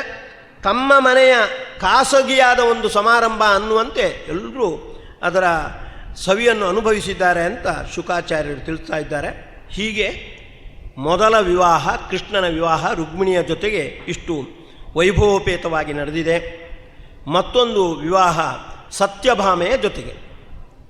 ಸತ್ಯಭಾಮೆಯನ್ನು ಅವ ಸ್ವೀಕಾರ ಮಾಡುವ ಪ್ರಸಂಗ ಏನು ಬಂತು ಅಂದರೆ, ಸತ್ಯಭಾಮೆಯ ತಂದೆ ಸತ್ರಾಜಿತ. ಸತ್ರಾಜಿತ ಸೂರ್ಯನಾರಾಯಣನ ಅರ್ಚಕ. ಸೂರ್ಯನಾರಾಯಣನನ್ನು ಆರಾಧನೆ ಮಾಡಿ ಶಮಂತಕ ಮಣಿ ಅನ್ನುವ ಒಂದು ಮಣಿಯನ್ನು ಪಡೆದಿದ್ದಾನೆ. ಆ ಮಣಿ ಬಹಳ ಶ್ರೇಷ್ಠವಾದದ್ದು. ಎಷ್ಟು ಶ್ರೇಷ್ಠ ಅಂದರೆ, ಯಾವ ಊರಲ್ಲಿ ಆ ಮಣಿ ಇದೆಯೋ ಆ ಊರಲ್ಲಿ ಬರಗಾಲ ಅಥವಾ ನೆರೆ ಇತ್ಯಾದಿ ಏನೂ ಆಗ್ತಿರಲಿಲ್ಲಂತೆ. ಇಡೀ ಊರಿಗೇನೆ ಅಷ್ಟು ಪ್ರಭಾವ ಬೀರುವಂಥದ್ದು, ಬಹಳ ಸಂಪತ್ತನ್ನು ಕೊಡುವಂಥದ್ದು, ಬಹಳ ಸುಂದರವೂ ಆಗಿದೆ. ಒಮ್ಮೆ ಶಮಂತಕ ಮಣಿಯನ್ನು ಹಾಕ್ಕೊಂಡು ಕೃಷ್ಣನಲ್ಲಿಗೆ ಹೋಗಿದ್ದಾನಂತೆ ಸತ್ರಾಜಿತ. ಕೃಷ್ಣ ಹೇಳಿದ ಮಕ್ಕಳಂತೆ, ಆ ಮಣಿಯನ್ನು ನನಗೆ ಕೊಡ್ತೀಯಾ ಅಂತ. ಮಕ್ಕಳು ಹೇಗೆ ಏನಾದರೂ ಒಂದು ಒಳ್ಳೆಯ ಪದಾರ್ಥ ಇದ್ದರೆ ಅದು ನನಗೆ ಬೇಕು ಅಂತ ಬೇಡ್ತಾವೆಲ್ಲ, ಹಾಗೆ ಕೃಷ್ಣನು ಕೇಳಿದ. ಸತ್ರಾಜಿತ ಹೇಳಿದ, ಇಲ್ಲ ಇಲ್ಲ, ನಾನು ಭಾರೀ ಪ್ರಯತ್ನಪಟ್ಟು ಸೂರ್ಯನಾರಾಯಣನಿಂದ ಅದು ಪಡ್ಕೊಂಡದ್ದು, ಅದು ಕೊಡುವುದಿಲ್ಲ. ಆಗಲಿ, ಹಾಗಾದರೆ ಹಾಗೆ ಇಟ್ಕೋ ಅಂತ. ಇದು ಯಾಕೆ ಕೃಷ್ಣ ಹೀಗೆ ಕೇಳಿದ ಅಂದರೆ, ಕೃಷ್ಣನಿಗೆ ಯಾವ ಪದಾರ್ಥದಲ್ಲೂ ಆಸೆ ಇಲ್ಲ. ಗೀತೆಯಲ್ಲಿ ಸ್ಪಷ್ಟ ಹೇಳಿದ್ದಾನೆ, ನಮೇ ಪಾರ್ಥಾಸ್ತಿ ಕರ್ತವ್ಯಂ ತ್ರಿಷು ಲೋಕೇಶು ಕಿಂಚನ ನಾನವಾಪ್ತಂ ಅವಾಪ್ತವ್ಯಂ. ನನಗೆ ಮೂರು ಲೋಕದಲ್ಲೂ ಯಾವುದೂ ಕರ್ತವ್ಯ ಇಲ್ಲ, ಯಾವ ಪದಾರ್ಥವನ್ನು ಹೊಂದುವ ಅವಶ್ಯಕತೆಯೂ ಇಲ್ಲ ಅಂತ. ನಾನವಾಪ್ತಂ ಅವಾಪ್ತವ್ಯಂ, ನಾನು ಇನ್ನು ಮುಂದೆ ಹೊಂದಬೇಕಾದ ಪದಾರ್ಥ ಅಂತ ಹಾಗೆ ಇಲ್ಲವೇ ಇಲ್ಲ ಅಂತ ಕೃಷ್ಣ ಹೇಳಿದ್ದಾನೆ. ಹಾಗಾಗಿ ಸತ್ರಾಜಿಸು ಧರಿಸಿಕೊಂಡಿರ್ತಕ್ಕಂತಹ ಶಮಂತಕಮಣಿಯ ಅವಶ್ಯಕತೆ ಅವನಿಗಿಲ್ಲ. ಸೂರ್ಯನ ಒಳಗೆ ಇದ್ದು ಸೂರ್ಯನಾರಾಯಣನಾಗಿ ಅವನೇ ಸತ್ರಾಜಿತನಿಗೆ ಕೊಟ್ಟದ್ದು. ಆದರೆ ಮುಂದಿನ ಕಥಾ ಬೆಳವಣಿಗೆಗೆ ಪೋಷಕವಾಗುವಂತೆ ಕೃಷ್ಣ ಹೀಗೆ ಕೇಳ್ಕೊಂಡಿರುವಂಥ. ಸರಿ, ಸತ್ರಾಜಿತ ಮಣಿಯನ್ನು ತಗೊಂಡು ಹೋದ. ಒಮ್ಮೆ ಎಲ್ಲೋ ತೆಗೆದಿಟ್ಟಿದ್ದಾನೆ. ಅವನ ತಮ್ಮ ಪ್ರಸೇನ ಅಂತ ಅವೊಮ್ಮೆ ಬೇಟೆಗೆ ಹೋಗುವಾಗ ಆ ಶಮಂತಕ ಮಣಿಯನ್ನು ಧರಿಸ್ಕೊಂಡು ಹೋಗಿಬಿಟ್ಟಿದ್ದಾನೆ. ಕಾಡಿಗೆ ಬೇಟೆಗೆ ಹೋಗುವಾಗ ಪ್ರಸೇನನ ಕೊರಳಲ್ಲಿ ಇರ್ತಕ್ಕಂಥ ಆ ಶಮಂತಕ ಮಣಿಯನ್ನು ಒಂದು ಸಿಂಹ ಕಂಡಿದೆ. ಅದು ಎಷ್ಟು ಅಂದರೆ ಪಶುಗಳಿಗೂ ಕೂಡ ಅದು ಆಕರ್ಷಕವಾಗಿತ್ತು. ಆ ಸಿಂಹಕ್ಕೆ ಆ ಮಣಿ ಬೇಕು ಅಂತ ಅನಿಸ್ತು. ಪ್ರಸೇನನ್ನು ಕೊಂದು ಹಾಕಿದೆ. ಕೊಂದು ಹಾಕಿ ಅವನ ಕೊರಳಲ್ಲಿ ಇರ್ತಕ್ಕಂಥ ಶಮಂತಕ ಮಣಿಯನ್ನು ಬಾಯಲ್ಲಿ ತಗೊಂಡು ಹೋಗಿದೆ. ಮುಂದೆ ಹೋದರೆ ಒಂದು ಕರಡಿ ಬಂತು. ಕರಡಿ ಬಂದು ಆ ಸಿಂಹವನ್ನು ಕೊಂದು ಹಾಕಿತು. ಕೊಂದು ಹಾಕಿ ಆ ಕರಡಿ ಶಮಂತಕ ಮಣಿಯನ್ನು ತಗೊಂಡು ಹೋಗಿ ತನ್ನ ಗುಹೆಯ ಒಳಗೆ ಹೋಗಿದೆ. ಇಲ್ಲಿ ಶಮಂತಕ ಮಣಿ ಇಲ್ಲ. ಇಲ್ಲ ಅಂದಾಗ ಸತ್ರಾಜಿತ ಹೇಳಿದ, ಇದು ಕೃಷ್ಣಂದೇ ಕಿತಾಪತಿ. ಕೃಷ್ಣ ನನ್ನ ಹತ್ರ ಕೇಳಿದ್ದ ಬೇಕು ಅಂತ. ನಾನು ಕೊಡುವುದಿಲ್ಲ ಅಂತ ಹೇಳಿದೆ. ನನ್ನ ತಮ್ಮ ಅದನ್ನು ಹಾಕ್ಕೊಂಡು ಹೋದ, ಎಲ್ಲೋ ತಮ್ಮನನ್ನು ಕೃಷ್ಣನೇ ಕೊಂದದ್ದು ಪ್ರಾಯಶಃ ಅಂತ ಹೀಗೆ ಅಪವಾದ ಹೊರಿಸಿದ. ಇದು ಕ್ರಮೇಣ ಕೃಷ್ಣನ ಕಿವಿಗೆ ಬಿತ್ತು. ಒಬ್ಬ ವ್ಯಕ್ತಿ ಅವ ಪ್ರಾಮಾಣಿಕನಾಗಿರುವುದು ಎಷ್ಟು ಮುಖ್ಯವೋ, ತಾನು ಪ್ರಾಮಾಣಿಕ ಅಂತ ಸಮಾಜದ ಎದುರು ತೋರಿಸಿಕೊಡುವುದು ಬಹಳ ಮುಖ್ಯ. ಅದು ಮುಖಂಡನಾದವ. ಯಾಕೆಂದರೆ ಅವನ ಚರ್ಯೆ ಅನ್ನೋದು, ಅವನ ಆದರ್ಶ ಉಳಿದವರ ಮೇಲೆ ಪ್ರಭಾವ ಬೀರುತ್ತೆ. ಕೃಷ್ಣನೇ ಶಮಂತಕಮಣಿಯನ್ನು ಕದ್ದಂತೆ ನಾವು ಯಾಕೆ ಕದಿಬಾರ್ದು ಅಂತ ಒಂದು ಕೆಟ್ಟ ಆಸಕ್ತಿ ಉಳಿದವರಲ್ಲಿ ಉಂಟಾಗುತ್ತೆ. ಹಾಗಾಗಬಾರ್ದು. ಅದಕ್ಕಾಗಿ ಕೃಷ್ಣ ಸತ್ಯಶೋಧನೆ ಮಾಡಬೇಕು ಅನ್ನೋದಕ್ಕಾಗಿ ಹೊರಟ. ಬರೇ ತಾನು ಮಾತ್ರ ಹೋದರೆ ಇದು ಪೂರ್ಣ ಕೃಷ್ಣನೇ ಎಲ್ಲೋ ಬಚ್ಚಿಟ್ಟಿದ್ದ, ಅದನ್ನು ತಂದ ಅಂತ ಆಗುತ್ತೆ ಅಂತ ಕೆಲವು ಯಾದವರನ್ನೆಲ್ಲ ಬರಲಿಕ್ಕೆ ಹೇಳಿದ. ಅವರನ್ನು ಕಟ್ಟಿಕೊಂಡು ಕಾಡಿಗೆ ಹೋದ. ಶಮಂತಕಮಣಿ ಎಲ್ಲಿದೆ ಅಂತ ನೋಡಬೇಕು ಅಂತ ಹೋಗಿದ್ದಾನೆ. ಸ್ವಲ್ಪ ದೂರ ಹೋದಾಗ ಪ್ರಸೇನ ಸತ್ತು ಬಿದ್ದದ್ದು ಕಂಡಿದೆ. ಮುಂದೆ ಸಿಂಹದ ಹೆಜ್ಜೆಗಳು ಕಂಡಿವೆ. ಆ ಸಿಂಹದ ಹೆಜ್ಜೆಯನ್ನು ಅನುಸರಿಸಿಕೊಂಡು ಹೋದ. ಸ್ವಲ್ಪ ಮುಂದೆ ಹೋದಾಗ ಸಿಂಹ ಸತ್ತಿದ್ದು ಕಂಡಿತು. ಅಲ್ಲಿಂದ ಮುಂದೆ ಹೋದಾಗ ಕರಡಿಯ ಹೆಜ್ಜೆಗಳು ಕಂಡಿವೆ. ಅದನ್ನು ಅನುಸರಿಸಿಕೊಂಡು ಹೋದಾಗ ಆ ಕರಡಿ ಒಂದು ಗುಹೆ ಒಳಗೆ ಹೋದದ್ದು ಕಂಡಿದೆ. ಈ ಗುಹೆ ಒಳಗೆ ಹೋಗೋಣ ಅಂತ ಹೇಳ್ತಾ ಇದ್ದಾನೆ. ಆದರೆ ಯಾರು ಕೇಳುವುದಿಲ್ಲ. ಇಲ್ಲ ಕೃಷ್ಣ, ನಾವು ಗುಹೆ ಒಳಗೆ ಬರುವುದಿಲ್ಲ, ಕರಡಿ ನಮ್ಮನ್ನೆಲ್ಲ ಕೊಂದು ಹಾದೀತು, ಹಾಗಾದರೆ ನೀವೆಲ್ಲ ಇಲ್ಲೇ ಇರಿ, ನಾನು ಒಳಗೆ ಹೋಗ್ತೇನೆ ಅಂತ ಕೃಷ್ಣ ಆ ಗುಹೆ ಒಳಗೆ ಹೊಕ್ಕಿದ್ದಾನೆ. ಇಲ್ಲಿ ದ್ವಾರಕೆಯಲ್ಲಿ ಶಮಂತಕಮಣಿ ಇಲ್ಲ, ಕೃಷ್ಣ ಇಲ್ಲ, ಕೃಷ್ಣನ ಜೊತೆಗೆ ಹೋದವರು ಇಲ್ಲ. ಭಾರೀ ಎಲ್ರಿಗೂ ಕೂಡ ದುಃಖ, ಕೃಷ್ಣನನ್ನು ನಾವು ಕಳ್ಕೊಂಡಿದ್ದೇವೆ ಅಂತ. ಎಲ್ಲರೂ ಬಂದು ಸತ್ರಾಜಿತನನ್ನು ಬೈತಾ ಇದ್ದಾರಂತೆ, ನಿನ್ನಿಂದಾಗಿ ನಮ್ಮ ಕೃಷ್ಣ ನಮ್ಮಿಂದ ದೂರ ಆದ ಅಂತ. ಎಲ್ಲರೂ ಹರಕೆ ಹೊರತಾ ಇದ್ದಾರಂತೆ. ದುರ್ಗಾದೇವಿಗೆಲ್ಲ ಹರಕೆ, ಕೃಷ್ಣ ಆದಷ್ಟು ಬೇಗ ಬರುವಂತಾಗಬೇಕು, ಅವನಿಗೇನು ಆಪತ್ತು ಬರಬಾರ್ದು, ಕೃಷ್ಣ ಕಾಣಿಸ್ತಾ ಇಲ್ಲ ಅಂತ. ಕೃಷ್ಣ ಒಳಗೆ ಹೊಕ್ಕಿದ್ದಾನೆ. ಆ ಗುಹೆ ಒಳಗೆ ಇರ್ತಕ್ಕಂಥ ಕರಡಿ ಮತ್ಯಾವುದಲ್ಲ, ಅದು ಜಾಂಬವಂತ. ರಾಮಾವತಾರದಲ್ಲಿ ತ್ರೇತಾಯುಗದಲ್ಲಿ ರಾಮನಿಗೆ ಸೇವೆ ಸಲ್ಲಿಸಿರ್ತಕ್ಕಂಥ ಜಾಂಬವಂತ. ಅವನೇ ಆ ಶಮಂತಕಮಣಿಯನ್ನು ಕೊಂಡು ಹೋದದ್ದು. ಕೊಂಡು ಹೋಗಿ ತನ್ನ ಮಗುವಿಗೆ ಆಟ ಆಡಲಿಕ್ಕೆ ಅದನ್ನು ಕೊಟ್ಟಿದ್ದಂತೆ. ಆ ಮಗು ಆಟ ಆಡ್ತಾ ಇತ್ತು. ಕೃಷ್ಣ ಹೋಗಿ ಆ ಜಾಂಬವಂತನ ಜೊತೆಗೆ ಕಾದಾಡಿದ್ದಾನೆ. ಎಷ್ಟು ಕಾದಾಡಿದ್ದಾನೆ ಅಂದರೆ 20 ದಿವಸ ಬಹಳ ಕಾದಾಡಿದ್ದಾನಂತೆ ಅವನ ವಿರುದ್ಧವಾಗಿ. ಯಾಕೆಂದರೆ ಅವ ತ್ರೇತಾಯುಗಕ್ಕೆ ಸೇರಿದವ. ಜಾಂಬವಂತ, ನಾವು ಸಾಮಾನ್ಯವಾಗಿ ಮುದುಕರನ್ನು ಜಾಂಬವಂತ ಅಂತ ಕರಿತೇವೆ. ಮುದುಕನಾಗಿರ್ಬೋದು, ವಯಸ್ಸು ತುಂಬ ಆಗಿರ್ಬೋದು, ಅದು ಗಟ್ಟಿಮುಟ್ಟಿನವ, ಬೇರೆ ಯುಗಕ್ಕೆ ಸೇರಿದವ. ಈಗ ನಡೀತಾ ಇರುವುದು, ಆಗ ನಡೀತಾ ಇದ್ದದ್ದು ದ್ವಾಪರ ಯುಗ. ಅವ ತ್ರೇತಾಯುಗಕ್ಕೆ ಸೇರಿದವ. ಒಂದೊಂದು ಯುಗದಲ್ಲೂ ಕೂಡ ಶರೀರ ಶಕ್ತಿ ಅದು ಹೆಚ್ಚೆಚ್ಚಾಗಿರುತ್ತೆ. ಹಿಂದೆ ಯುಗದ ಸಾಮರ್ಥ್ಯ ಹೆಚ್ಚೆಚ್ಚಾಗಿರುತ್ತೆ. ಹಾಗಾಗಿ ಕೃಷ್ಣ 20 ದಿವಸ ಅವನ ವಿರುದ್ಧ ಕಾದಾಡಿದ್ದಂತೆ. ಕೃಷ್ಣನಿಗೆ ಬೇಗ ಅವನನ್ನು ಮುಗಿಸಬಹುದು. ಆದರೆ ಜಾಂಬವಂತನ ಸಾಮರ್ಥ್ಯವನ್ನು, ಹಿಂದಿನ ಯುಗಕ್ಕೆ ಸೇರಿರ್ತಕ್ಕಂಥ ಜಾಂಬವಂತನಲ್ಲಿ ಎಷ್ಟು ಸಾಮರ್ಥ್ಯ ಇದೆ ಅಂತ ತೋರಿಸಿಕೊಡುವುದಕ್ಕಾಗಿ 20 ದಿವಸ ಕಾದಾಡಿದ. ಕೊನೆಗೆ ಅವನನ್ನು ಪೂರ್ತಿ ಜರ್ಜರಿತನಾಗಿ ಬಿಟ್ಟಿದ್ದಾನೆ ಜಾಂಬವಂತ. ಇನ್ನೇನು ಸಾಯ್ತಾನೆ ಅಂದಾಗ ಕೃಷ್ಣ ತನ್ನ ರಾಮರೂಪವನ್ನು ತೋರಿಸಿಬಿಟ್ಟ. ಜಾಂಬವಂತ ಕಾಣ್ತಾನೆ, ಕಂಗಾಲಾಗಿ ಬಿಟ್ಟಿದ್ದಾನೆ ಅವ. ತ್ರೇತಾಯುಗದಲ್ಲಿ ಯಾವ ರಾಮನ ಸೇವೆ ಮಾಡಿದ್ದಾನೋ ಆ ರಾಮನೇ ಇವಾಗಿದ್ದಾನೆ. ನೇಹ ನಾನಾಸ್ತಿ ಕಿಂಚನ ಅಂತ ಶ್ರುತಿ.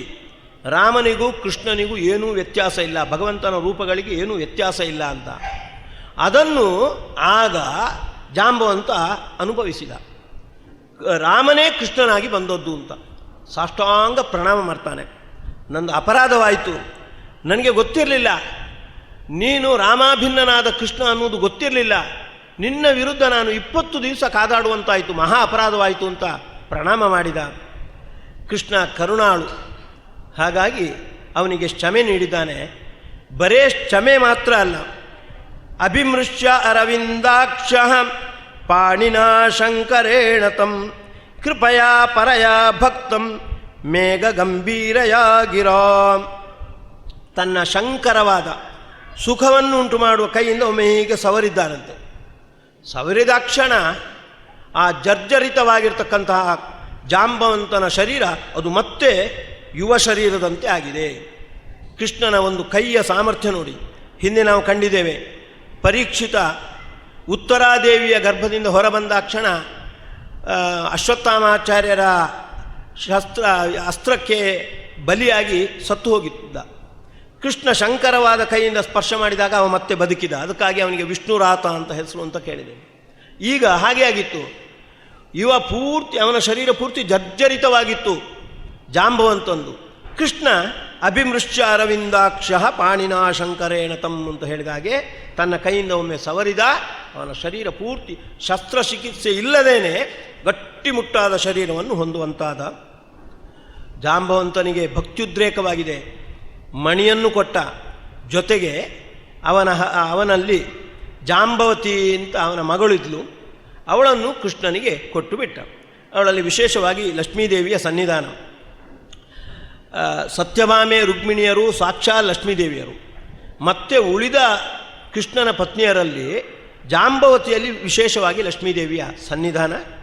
ಜಾಂಬವತಿಯನ್ನು ಕರ್ಕೊಂಡ ಶಮಂತಕ ಮಣಿಯನ್ನು ತಗೊಂಡು ಕೃಷ್ಣ ಬಂದಿದ್ದಾನೆ.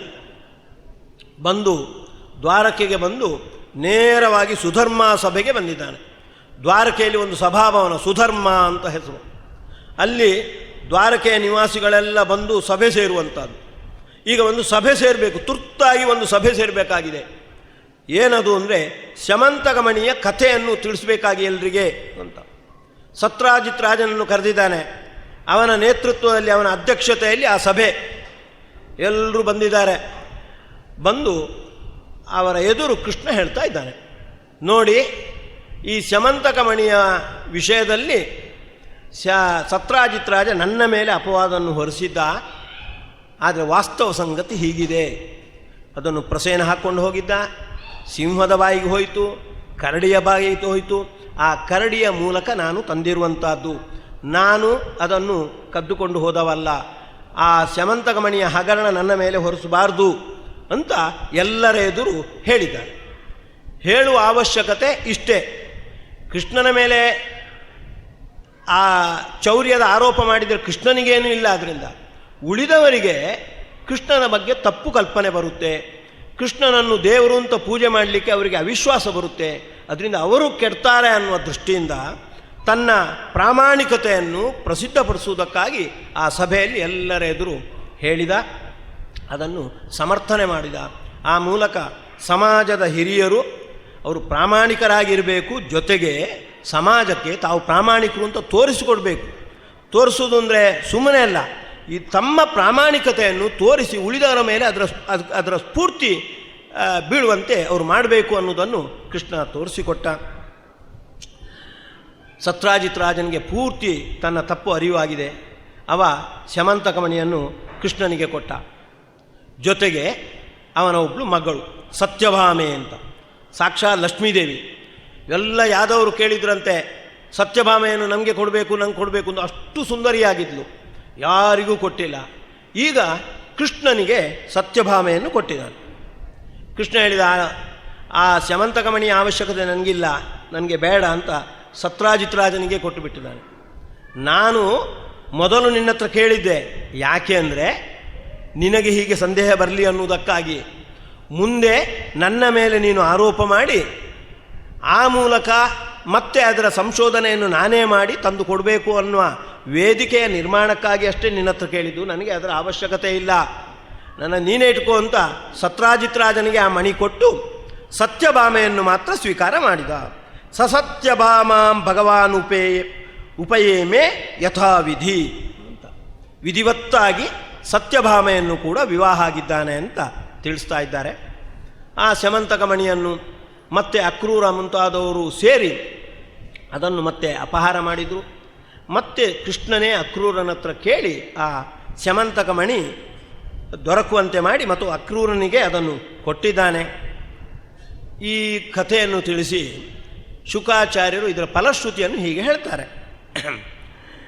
ಆಖ್ಯಾನಂ ಪಠತಿ ಶೃಣೋತ್ಯನುಸ್ಮರೇದ್ವಾಂ ದುಷ್ಕೀರ್ತಿಂ ಚರಿತಂ ಅಪೋಕ್ಯ ಯಾತಿ ಶಾಂತಿಂ.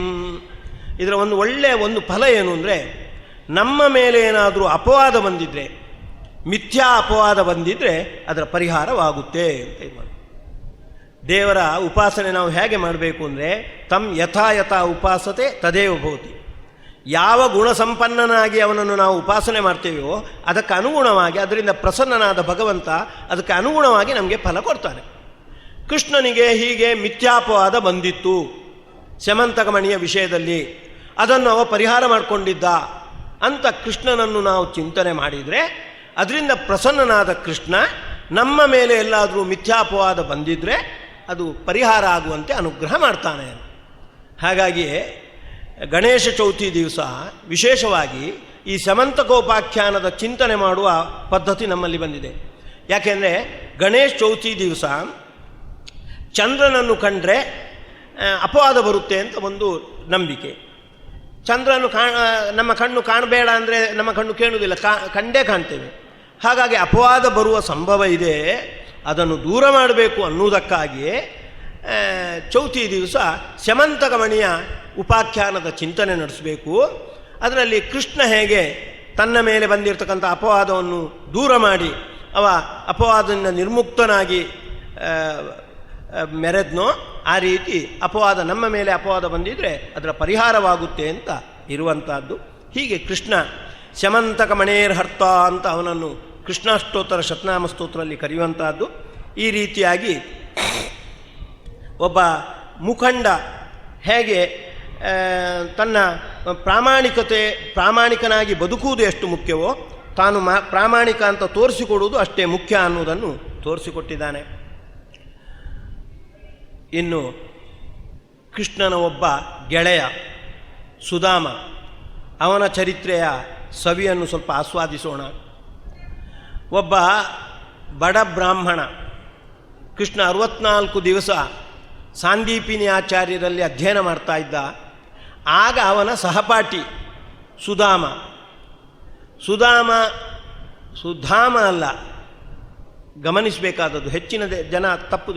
ಧಾಮ ಅನ್ನುವುದಕ್ಕೆ ಸಂಸ್ಕೃತದಲ್ಲಿ ಮನೆ ಅಂತ ಅರ್ಥ, ಧಾಮ ಅನ್ನುವುದಕ್ಕೆ ಹಗ್ಗ ಅಂತ ಅರ್ಥ ಇದೆ, ಮತ್ತು ಬೆಳಕು ಅಂತ ಅರ್ಥ ಇದೆ.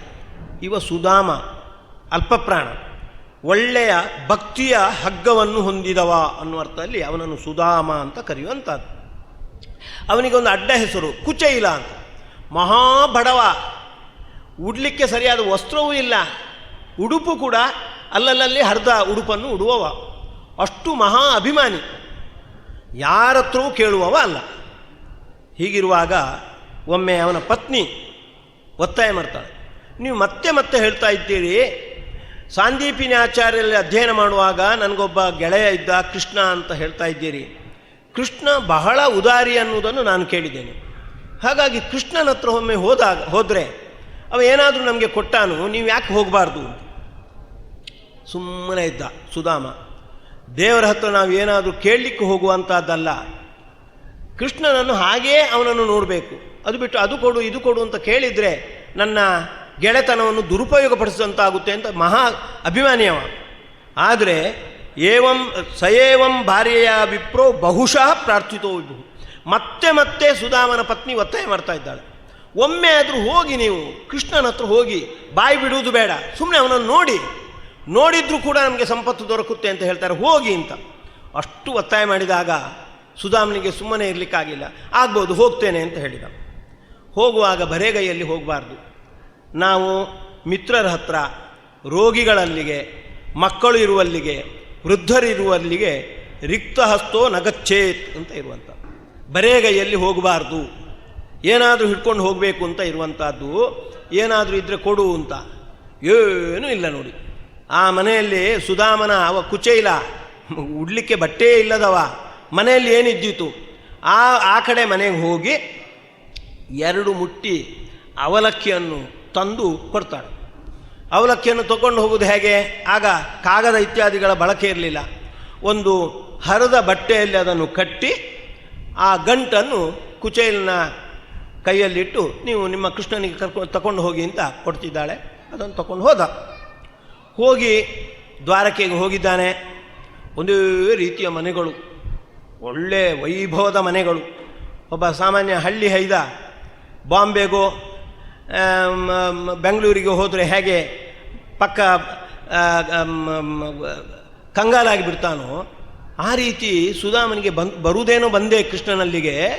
ಯಾವ ಮನೆಯಲ್ಲಿ ಕೃಷ್ಣ ಇದ್ದಾನೆ, ಹೇಗೆ ಇದ್ದಾನೆ, ಅವನನ್ನು ಹೇಗೆ ಭೇಟಿಯಾಗುವುದು, ಅವ ದೊಡ್ಡ ಅಂತಸ್ತಿನವ, ನಾನು ಹೇಳಿ ಕೇಳಿ ಕುಚೇಲ, ಹೀಗೆ ಯೋಚನೆ ಮಾಡುವುದೇ ತಡ. ಆ ಯಾವ ಮನೆ ಎದುರಿದ್ದಾನೋ ಆ ಮನೆಯಲ್ಲೇ ಕೃಷ್ಣ ಇದ್ದ. ಅಲ್ಲಿ ರುಕ್ಮಿಣೀ ದೇವಿಯ ಸೇವೆಯನ್ನು ಸ್ವೀಕಾರ ಮಾಡ್ತಾ ಇದ್ದ. ಇದ್ದಕ್ಕಿದ್ದಂತೆ ಸುಧಾಮ ಕಂಡದ್ದೇ ತಡ, ಆ ಹಾಸಿಗೆಯಿಂದ ಆ ಮಂಚದಿಂದ ಕೆಳಗೆ ಧುಮುಕಿ ಕೃಷ್ಣ ಬಂದಂತೆ. ಬಂದು ಸುಧಾಮನನ್ನು ಒಳ್ಳೆ ಪ್ರೀತಿಯಿಂದ ಅಪ್ಪಿಕೊಂಡು ಅವನನ್ನು ಕರ್ಕೊಂಡು ಹೋಗ್ತಾನೆ. ಸುಧಾಮ, ನಿನ್ನನ್ನು ನೋಡೋದು ಎಷ್ಟು ಸಮಯ ಆಯಿತು, ನನ್ನನ್ನು ನೋಡ್ಲಿಕ್ಕೆ ಬಂದಿಯಲ್ಲ, ಭಾರಿ ಸಂತೋಷದಿಂದ ಕರ್ಕೊಂಡು ಹೋದ. ಕರ್ಕೊಂಡು ಹೋಗಿ ತಾನು ಯಾವ ಮಂಚದ ಹಾಸಿಗೆ ಮೇಲೆ ಕೂತಿದ್ನೋ ಅದೇ ಮಸ್ತಿಯಲ್ಲಿ ಕುಳ್ಳಿರಿಸಿದ. ತಾನು ಕೆಳಗೆ ಕೂತ್ಕೊಂಡ.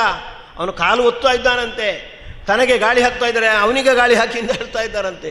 ಅಕ್ಕಪಕ್ಕದವ್ರು ನೋಡಿ ಆಶ್ಚರ್ಯ ಪಡ್ತಾ ಇದ್ದಾರಂತೆ. ಏನು ಈ ಬಡ ಬ್ರಾಹ್ಮಣ ಏನು ಪುಣ್ಯ ಮಾಡಿದ್ದಾನೆ, ಕೃಷ್ಣ ಇಷ್ಟೊಂದು ಇವನನ್ನು ಸೇವೆ ಮಾಡ್ತಾ ಇದ್ದಾನೆ ಅಂತ. ಹೀಗೆಲ್ಲ ಸೇವೆ ಮಾಡಿದ, ಭಾರಿ ಹೇಳಿದ. ಇಷ್ಟವರೆಗೆ ಕೃಷ್ಣನು ಕಾಣಬೇಕು ಅಂತ ನಿನಗೆ ಕಾಣಿಸೇ ಇಲ್ಲಲ್ಲ. ಸಾಂದೀಪಿನಿ ಆಚಾರ್ಯರ ಮನೆಯಲ್ಲಿರುವಾಗ ನಾವು ಎಷ್ಟು ಆತ್ಮೀಯರಾಗಿದ್ದು, ಆಮೇಲೆ ನಾನು ಬಂದ ಮೇಲೆ ನಿನಗೆ ಕೃಷ್ಣ ಎನ್ನುವ ಒಬ್ಬ ಗೆಳೆಯ ಇದ್ದಾನೆ ಅನ್ನೋದನ್ನೇ ಮರೆತು ಬಿಟ್ಟಿಯಲ್ಲ ಅಂತ ಇವ ಸುಮ್ಮನೆ ಇದ್ದಾನೆ.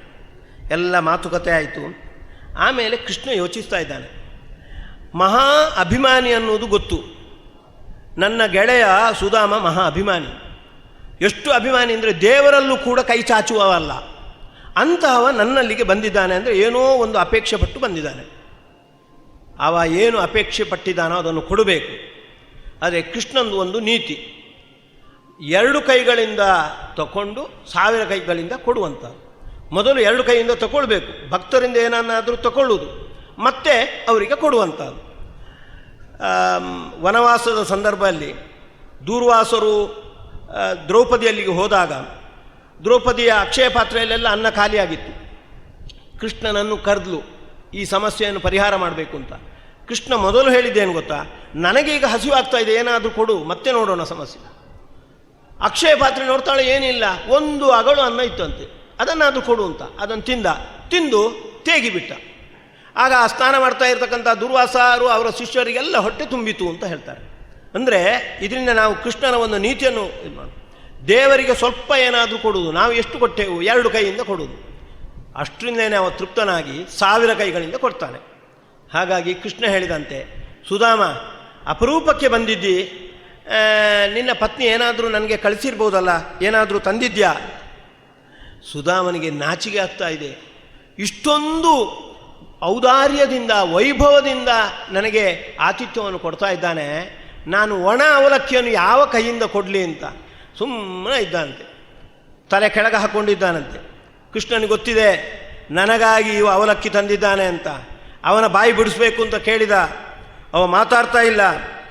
ಮತ್ತೆ ಇತ್ತಂ ವಿಚಿಂತ್ಯ ವಸನಾಚ್ಚೀರಬದ್ಧಂ ದ್ವಿಜಾತ್ಮನಃ ಸ್ವಯಂ ಜಹಾರ ಕಿಮಿದಂ ಇತಿ ಪ್ರತುಕ ತಂಡುಲಾನ್. ಇವ ಬಾಯಿ ಬಿಡುವುದಿಲ್ಲ ಅಂತ ಗೊತ್ತಾಯಿತು. ನೋಡು ಕಂಕುಳಲ್ಲಿ ಏನೋ ಇಟ್ಕೊಂಡಿದ್ದಿ ಅಂತ ತಾನೇ ಕೈ ಹಾಕಿ ಸುಧಾಮ ಆ ಗಂಟು ಏನು ಹಿಡ್ಕೊಂಡಿದ್ದ ಅದನ್ನು ಎಳ್ಕೊಂಡಂತೆ. ಹೇಳ್ಕೊಂಡು ಅದರಲ್ಲಿ ಇರ್ತಕ್ಕಂಥ ಅವಲಕ್ಕಿಯನ್ನು ತೆಗೆದು ಏಕಂ ಮುಷ್ಟಿಂ ಸಗೃಜ್ಜಗ್ದ್ವಾ ದ್ವಿತೀಯಂ ಜಗ್ಧು ಮಾದದೆ. 1 ಮುಷ್ಟಿ ಅವಲಕ್ಕಿಯನ್ನು, ಒಣ ಅವಲಕ್ಕಿಯನ್ನು ತೆಗೆದು ಬಾಯಿಗೆ ಹಾಕೊಂಡೇ ಬಿಟ್ಟಂತೆ.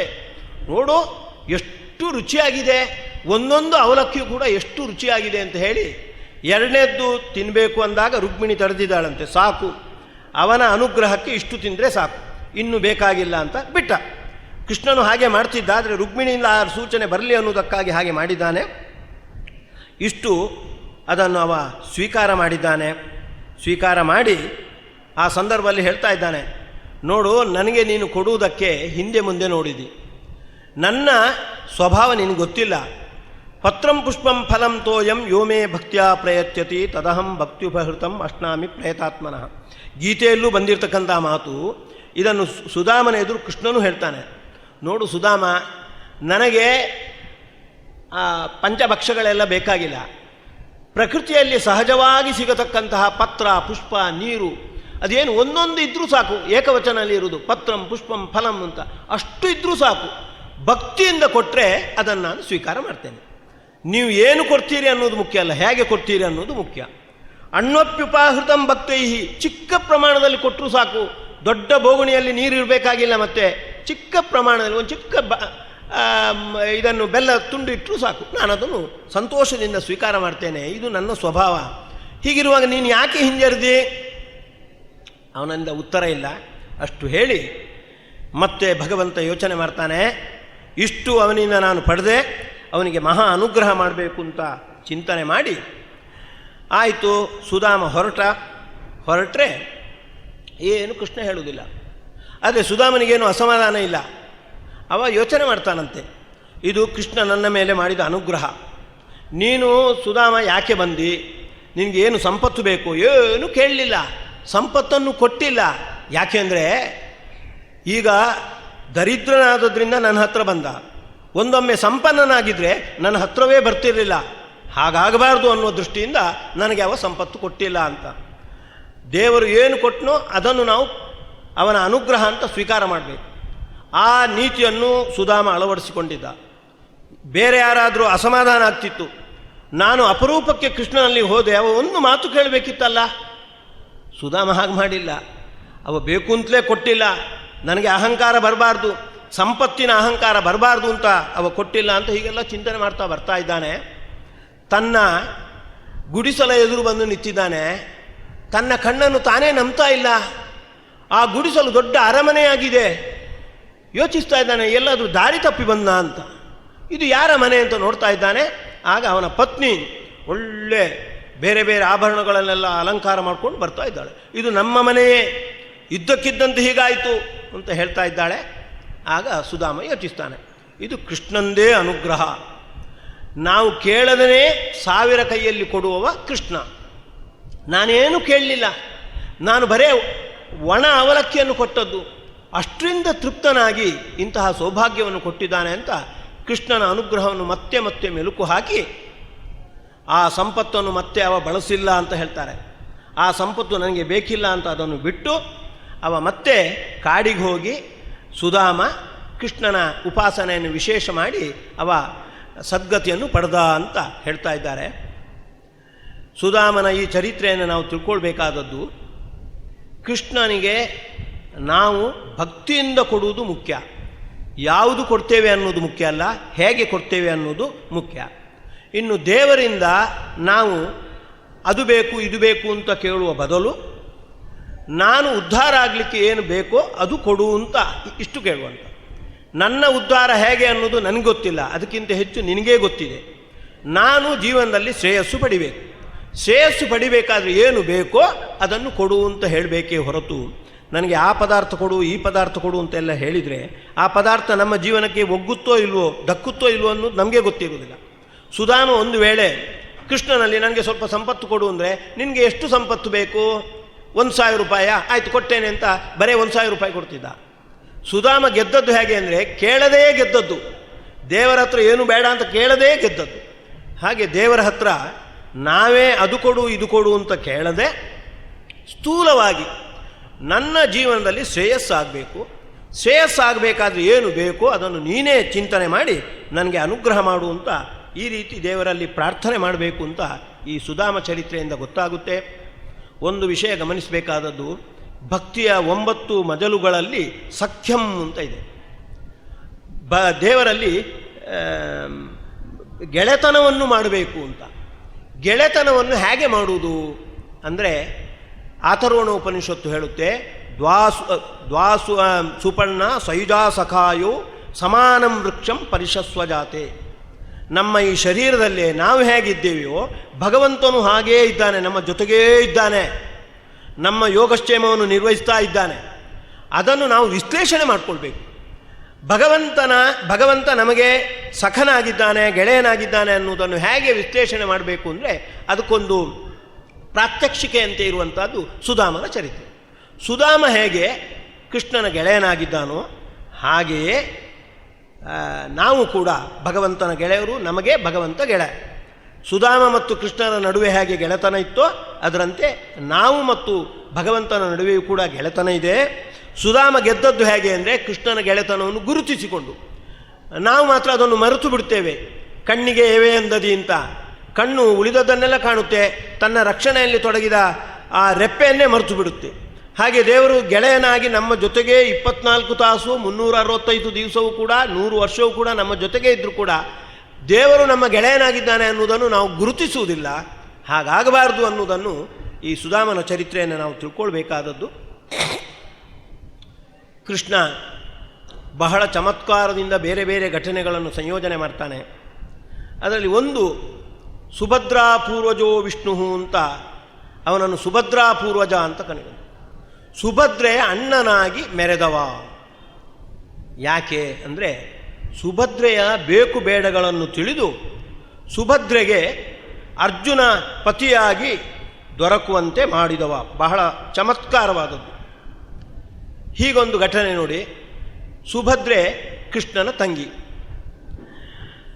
ಬಲರಾಮನಲ್ಲಿ ದುರ್ಯೋಧನ ಗದಾಭ್ಯಾಸ ವಿದ್ಯೆ ಪಡೀತಾ ಇದ್ದ. ಆಗ ಎಲ್ಲ ವಿದ್ಯೆ ಆಯಿತು. ಆಮೇಲೆ ದುರ್ಯೋಧನ ಕೇಳ್ತಾ ಇದ್ದಾನೆ ಇವನಲ್ಲಿ ಬಲರಾಮನಲ್ಲಿ, ನನಗೆ ಗುರುಗಳೇ ನನಗೊಂದು ದಕ್ಷಿಣೆ ಕೊಡಬೇಕು ನೀವು ಅಂತ. ಆಯ್ತಾಯಿತು ಅಂತ ಭಾರಿ ಸಂತೋಷ.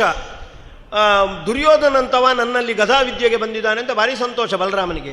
ಏನು ಬೇಕಾದರೂ ಕೊಡ್ತೇನೆ ಅಂತ. ಮತ್ತೇನಲ್ಲ, ನಿಮ್ಮ ತಂಗಿ ಇದ್ದಾಳಲ್ಲ ಸುಭದ್ರೆ, ಅವಳನ್ನು ನನಗೇ ಮದುವೆ ಮಾಡಿ ಕೊಡುವಂತೆ ನೀವು ಆಶ್ವಾಸನೆ ಕೊಡಬೇಕು ಅಂತ. ಯಾಕೆಂದರೆ ದುರ್ಯೋಧನಿಗೆ ಸುಭದ್ರೆ ಮೇಲೆ ಇಚ್ಛೆ ಅಲ್ಲ. ಸುಭದ್ರೆಯನ್ನು ಮದುವೆ ಆಗಿಬಿಟ್ರೆ ಕೃಷ್ಣ ಮತ್ತೆ ತನ್ನ ಸುದ್ದಿ ಬರುವುದಿಲ್ಲ, ಕೃಷ್ಣನನ್ನು ದೂರ ಮಾಡಿದಂತಾಗುತ್ತೆ ಅಂತ ಅವನೊಂದು ರಾಜಕೀಯ. ಅದು ಬಲರಾಮನಿಗೆ ಗೊತ್ತಾಗಿಲ್ಲ. ಆಗ್ಬೋದು ಅಂತ ಆಶ್ವಾಸನೆ ಕೊಟ್ಟ. ಈ ಸುದ್ದಿ ಎಲ್ಲ ಕಡೆ ತಲುಪಿದೆ.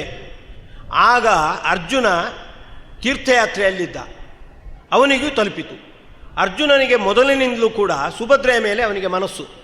ಯಾಕೆಂದರೆ ಸುಭದ್ರೆ ತನ್ನ ಮಾವನ ಮಗಳು, ಕುಂತಿಯ ಅಣ್ಣ, ಕುಂತಿಯ ಸಹೋದರ ವಸುದೇವನ ಮಗಳು ಸುಭದ್ರೆ. ಹಾಗಾಗಿ ಸಾಮಾನ್ಯವಾಗಿ ಆ ಒಂದು ಸಂಬಂಧವನ್ನು ಯಾವತ್ತೂ ಅವರು ಗುರುತಿಸ್ತಾ ಇರ್ತಾರೆ.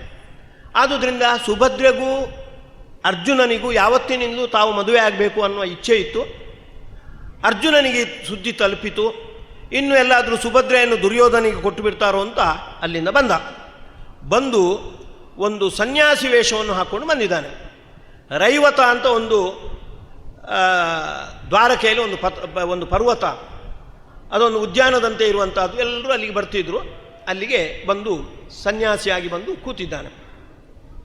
ಕೃಷ್ಣನಿಗೆ ಗೊತ್ತಾಯಿತು. ನಕ್ಕು ಬಿಟ್ಟ ಕೃಷ್ಣ. ರುಕ್ಮಿಣಿ ಕೇಳ್ತಾ ಇದ್ದಾಳೆ, ಯಾಕೆ ನಗ್ತೀರಿ ಅಂತ. ಸುಮ್ಮನೆ ಒಂದು ಹಾಸ್ಯದ ಪ್ರಸಂಗ ನೋಡು ಅಂತ ಕರ್ಕೊಂಡು ಬಂದ ರುಕ್ಮಿಣಿಯನ್ನು. ಅರ್ಜುನನ ಹತ್ರ ಕರ್ಕೊಂಡು ಬಂದ. ಅರ್ಜುನ, ನೀನು ಯಾಕೆ ಈ ವೇಷ ಹಾಕ್ಕೊಂಡಿದ್ಯಾ ಅನ್ನೋದು ನನಗೆ ಗೊತ್ತು. ನೀನು ಈ ಪ್ರವೃತ್ತಿಯಲ್ಲಿ ನೀನು ಯಶಸ್ವಿಯಾಗುವಂತೆ ಪೂರ್ಣ ನನ್ನ ಸಮ್ಮತಿ ಇದೆ ಅಂತ ಹೇಳಿ ಕೃಷ್ಣ ಹೊರಟು ಹೋದ. ಮತ್ತು ಎಲ್ಲರೂ ಬರ್ತಾ ಇದ್ದಾರೆ. ಒಬ್ಬ ಸನ್ಯಾಸಿ ಬಂದಿದ್ದಾನೆ ಅಂದರೆ ಭಾರೀ ಸಂಭ್ರಮ ಅವರಿಗೆ. ನಮ್ಮನ್ನು ಹುಡ್ಕೊಂಡು ಸನ್ಯಾಸಿ ಬಂದಿದ್ದಾನೆ ಅಂತ ಎಲ್ಲರೂ ಬಂದು ನಮಸ್ಕಾರ ಮಾಡ್ತಾ ಇದ್ದಾರೆ. ಬಲರಾಮನು ಬಂದ. ಭಾರೀ ಸಂತೋಷ. ಬಲರಾಮನಿಗೆ ಸನ್ಯಾಸಿಗಳು ಅಂದರೆ ಎಲ್ಲಿಲ್ಲದ ಪ್ರೀತಿ. ನಮಸ್ಕಾರ ಮಾಡಿದ್ದಾನೆ. ನಮಸ್ಕಾರ ಮಾಡಿ ಹೇಳ್ತಾ ಇದ್ದಾನೆ, ಸನ್ಯಾಸಿಗಳೇ, ನೀವು ಇಷ್ಟೆಲ್ಲ ಅನುಗ್ರಹ ಮಾಡಿದ್ದೀರಿ. ನನ್ನ ತಂಗಿಯ ಕನ್ಯಾಗಾರದಲ್ಲಿ ನೀವು ಚಾತುರ್ಮಾಸ್ಯ ವ್ರತ ಕೈಗೊಳ್ಳಬೇಕು. ಅವಳಿಗೆ ವಿವಾಹ ಯೋಗ ಸ್ವಲ್ಪ ದೂರ ಆಗಿದೆ, ಅದು ಹತ್ತಿರ ಆಗಬೇಕು ಅಂದರೆ ಸನ್ಯಾಸಿಗಳ ಸೇವೆ ಮಾಡಬೇಕು ಅಂತ ಹೇಳಿದ್ದಾರೆ ಜ್ಯೋತಿಷ್ಕರು. ನನ್ನ ತಂಗಿ ಸುಭದ್ರೆ ಇದ್ದಾಳೆ, ಅವಳ ಕನ್ಯಾಗಾರದಲ್ಲಿ ನೀವು ಬಂದು ಚಾತುರ್ಮಾಸ್ಯ ವ್ರತ ಕೈಗೊಳ್ಳಬೇಕು ಅಂತ ಬಲರಾಮ ಕೇಳ್ತಾ ಇದ್ದಾನೆ. ಕೃಷ್ಣ ಬಂದ. ಅಣ್ಣ, ಏನು ಹೇಳ್ತಾ ಇದ್ದಿ? ಈ ಸನ್ಯಾಸಿಗಳು ಇವರು ಸಾಮಾನ್ಯ ಅಲ್ಲ, ನೋಡಲಿಕ್ಕೆ ಚೆನ್ನಾಗಿದ್ದಾರೆ, ಒಳ್ಳೆ ಬಲಿಷ್ಠರು. ಇಂಥವರನ್ನು ಕನ್ಯಾಗಾರದಲ್ಲೆಲ್ಲ ಕುಳ್ಳಿರಿಸಬಾರ್ದು, ಏನಾದರೂ ತೊಂದರೆ ಆದರೆ ಅಂತ ಬೈದ. ಬಲರಾಮ ಕೃಷ್ಣನು ಬೈದ. ಏನು ಎಲ್ಲರ ಮೇಲೆ ನೀನು ಅವಿಶ್ವಾಸ ಪಡುವುದಾ? ಇವರು ಸನ್ಯಾಸಿಗಳು, ಹೇಳಿ ಕೇಳಿ ಅಂತಹ ಪ್ರವೃತ್ತಿ ಮಾಡುವವರಲ್ಲ ಅಂತ. ಕೃಷ್ಣ ಹೇಳಿದ, ಹಾಗಾದರೆ ಇರ್ಬೋದು, ನಂದೇನು ತೊಂದರೆ ಇಲ್ಲ ಅಂತ. ಕೃಷ್ಣನಿಗೆ ಇದು ಆಗಬೇಕು ಅಂತ ಇದ್ದದ್ದು, ಆದರೆ ತನ್ನ ಜವಾಬ್ದಾರಿಯನ್ನು ತಪ್ಪಿಸಿಕೊಳ್ಳುವುದಕ್ಕಾಗಿ ಹೀಗೆ ಮಾಡಿದ. ಸರಿ, ಆ ಪ್ರಕಾರ ಸುಭದ್ರೆಯ ಆಗಾರದಲ್ಲಿ ಕೋಣೆಯಲ್ಲಿ ಅರ್ಜುನನ ಸನ್ಯಾಸಿ ವೇಷದಲ್ಲಿರುವ ಅರ್ಜುನನ ಚಾತುರ್ಮಾಸ್ಯ ವ್ರತ ನಡೀತಾ ಇದೆ. ಒಮ್ಮೆ ಪಿಂಡೋದ್ಧಾರ ಅಂತ ಅಲ್ಲೊಂದು ಕ್ಷೇತ್ರ, ಅಲ್ಲೊಂದು ದೊಡ್ಡ ಉತ್ಸವ. ಎಲ್ಲರೂ ಅಲ್ಲಿಗೆ ಹೋಗಿದ್ದಾರೆ. ಬರೇ ಸನ್ಯಾಸಿ ವೇಷದಲ್ಲಿರುವ ಅರ್ಜುನ ಮತ್ತು ಸುಭದ್ರೆಗೆ ಅರ್ಜುನ ಎಲ್ಲ ಕಥೆ ಹೇಳ್ತಾ ಇದ್ದಾನೆ ಸನ್ಯಾಸಿ ವೇಷದಲ್ಲಿ. ಸುಭದ್ರೆ ಕೇಳ್ತಾ ಇದ್ದಾಳೆ, ನೀವು ಇಷ್ಟೆಲ್ಲ ತೀರ್ಥಯಾತ್ರೆ ಮಾಡಿದ್ದೇನೆ ಅಂತ ಹೇಳ್ತೀರಲ್ಲ, ಎಲ್ಲಾದರೂ ಅರ್ಜುನನನ್ನು ಕಂಡಿದ್ದೀರಾ ಅಂತ. ಹೌದು ಅಂತ ಹೇಳ್ತಾನೆ. ಎಲ್ಲಿ ಅಂತ. ಇಲ್ಲೇ ಇದ್ದಾನೆ ನೋಡು ಅಂತ ತನ್ನ ವೇಷವನ್ನೆಲ್ಲ ಕಳಚಿಕೊಂಡು ನಾಚಿಕೊಂಡ್ಳು. ಹೌದು, ನಾನು ನಿನ್ನನ್ನು ವಿವಾಹ ಆಗ್ತೇನೆ ಹಾಗೆ ಅಂತ ಸಂಕಲ್ಪ ಮಾಡಿದ ಕೂಡಲೇ ಅಲ್ಲಿ ಕೃಷ್ಣ ಹಾಜರು ನೋಡು. ಬರೇ ಕೃಷ್ಣ ಮಾತ್ರ ಅಲ್ಲ, ಸುಭದ್ರೆಯ ತಂದೆ ತಾಯಿಯನ್ನು ಕರ್ಕೊಂಡು ಬಂದಿದ್ದಾನೆ, ವಸುದೇವ ದೇವಕಿಯರನ್ನು ಕರ್ಕೊಂಡು ಬಂದಿದ್ದಾನೆ, ಅರ್ಜುನನ ತಂದೆ ತಾಯಿ ಆಗಿರ್ತಕ್ಕಂಥ ಇಂದ್ರ ಮತ್ತು ಸಚಿಯನ್ನು ಕರ್ಕೊಂಡು ಬಂದಿದ್ದಾನೆ, ಜೊತೆಗೆ ಪುರೋಹಿತರನ್ನು ಕರ್ಕೊಂಡು ಬಂದಿದ್ದಾನೆ. ಇಷ್ಟು ಜನರನ್ನು ಕೂಡ ಅಲ್ಲಿಗೆ ಕರ್ಕೊಂಡು ಬಂದು ಆ ಕ್ಷಣದಲ್ಲೇ ಅರ್ಜುನ ಮತ್ತು ಸುಭದ್ರೆಯರ ವಿವಾಹ ಮಾಡಿ ಒಂದು ರಥವನ್ನು ಹಿಡ್ಕೊಂಡು ಬಂದಿದ್ದಾನೆ ಕೃಷ್ಣ. ಹೇಳ್ತಾ ಇದ್ದಾನೆ ಅರ್ಜುನನ ಹತ್ರ, ಸುಭದ್ರೆಯನ್ನು ಕರ್ಕೊಂಡು ಈ ರಥದಲ್ಲಿ ನೀನು ಸಾಗು. ನಿನಗೆ ಆ ದ್ವಾರಕೆಯ ಒಬ್ಬ ದ್ವಾರಪಾಲಕ ಇದ್ದಾನೆ ವಿಪ್ರುತು ಅಂತ, ಅವ ಏನು ತಡೆ ಮಾಡಿಯಾನು ಅಂತ ನಿನಗೆ ಭಯ ಇದೆ? ಇಲ್ಲ, ಅವನಿಗೆ ಬೇಕಾಗಿರ್ತಕ್ಕಂಥ ಸ್ವಲ್ಪ ಹಣ ಕೊಟ್ಟು ನಾನು ಹೇಳಿದ್ದೇನೆ, ಅರ್ಜುನ ಸುಭದ್ರೆಯನ್ನು ಕರ್ಕೊಂಡು ರಥದಲ್ಲಿ ಬರ್ತಾನೆ, ನೀನು ಅವನ ಜೊತೆಗೆ ಕಾದಾಡಿದಾಗೆ ನಾಟಕ ಮಾಡಬೇಕು, ಅವನ ಹತ್ರ ಕಾದಾಡಬಾರ್ದು ಅಂತ. ಅವೇನು ಮಾಡುವುದಿಲ್ಲ ಹಾಗಂತ ಕಳಿಸಿದ್ದಾನೆ. ಎಷ್ಟು ಕೃಷ್ಣನ ವ್ಯವಸ್ಥೆ ಅಂದರೆ, ಅರ್ಜುನ ಸುಭದ್ರೆಯನ್ನು ಕರ್ಕೊಂಡು ಹೋದ ರಥದಲ್ಲಿ. ಕರ್ಕೊಂಡು ಹೋಗುವಾಗ ವಿಪೃತಿನ ವಿರುದ್ಧ ಕಾದಾಡಬೇಕು. ಆಗ ರಥವನ್ನು ನಡೆಸುವುದು ಸುಭದ್ರೆ ನಡೆಸಬೇಕು. ಸುಭದ್ರೆಗೆ ರಥವನ್ನು ನಡೆಸಲಿಕ್ಕೆ ಸಾರಥ್ಯ ಹೇಗೆ ಗೊತ್ತು ಅಂದರೆ, ಮಧ್ವಗುರುಗಳು ಹೇಳ್ತಾರೆ, ಬಾಲ್ಯದಲ್ಲೇ ಕೃಷ್ಣ ಕಲಿಸಿದ್ದಂತೆ ಸುಭದ್ರೆಗೆ. ನೋಡು ತಂಗಿ ಸುಭದ್ರೆ, ನೋಡು ಸಾರಥ್ಯವನ್ನು ಹೀಗೆ ಮಾಡುವುದು ಅಂತ. ನನಗೆ ಯಾಕೆ ಅಣ್ಣ ಸಾರಥ್ಯ? ನೋಡು ಮುಂದೆ ಒಮ್ಮೆ ಉಪಯೋಗಕ್ಕೆ ಬರುತ್ತೆ, ನೋಡು ರಥವನ್ನು ಹೀಗೆ ಕಲಿಸ್ಬೇಕು ಅಂತ ಮೊದಲೇ ಸುಭದ್ರೆಗೆ ಹೇಗೆ ರಥದ ಸಾರಥ್ಯ ಮಾಡುವುದು ಅಂತ ತೋರಿಸಿಕೊಟ್ಟಿದ್ದಂತೆ. ಇಷ್ಟು ಒಂದು ಸುವ್ಯವಸ್ಥೆ. ಅರ್ಜುನ ಸುಭದ್ರೆಯನ್ನು ಕರ್ಕೊಂಡು ಹೋಗಿದ್ದಾನೆ.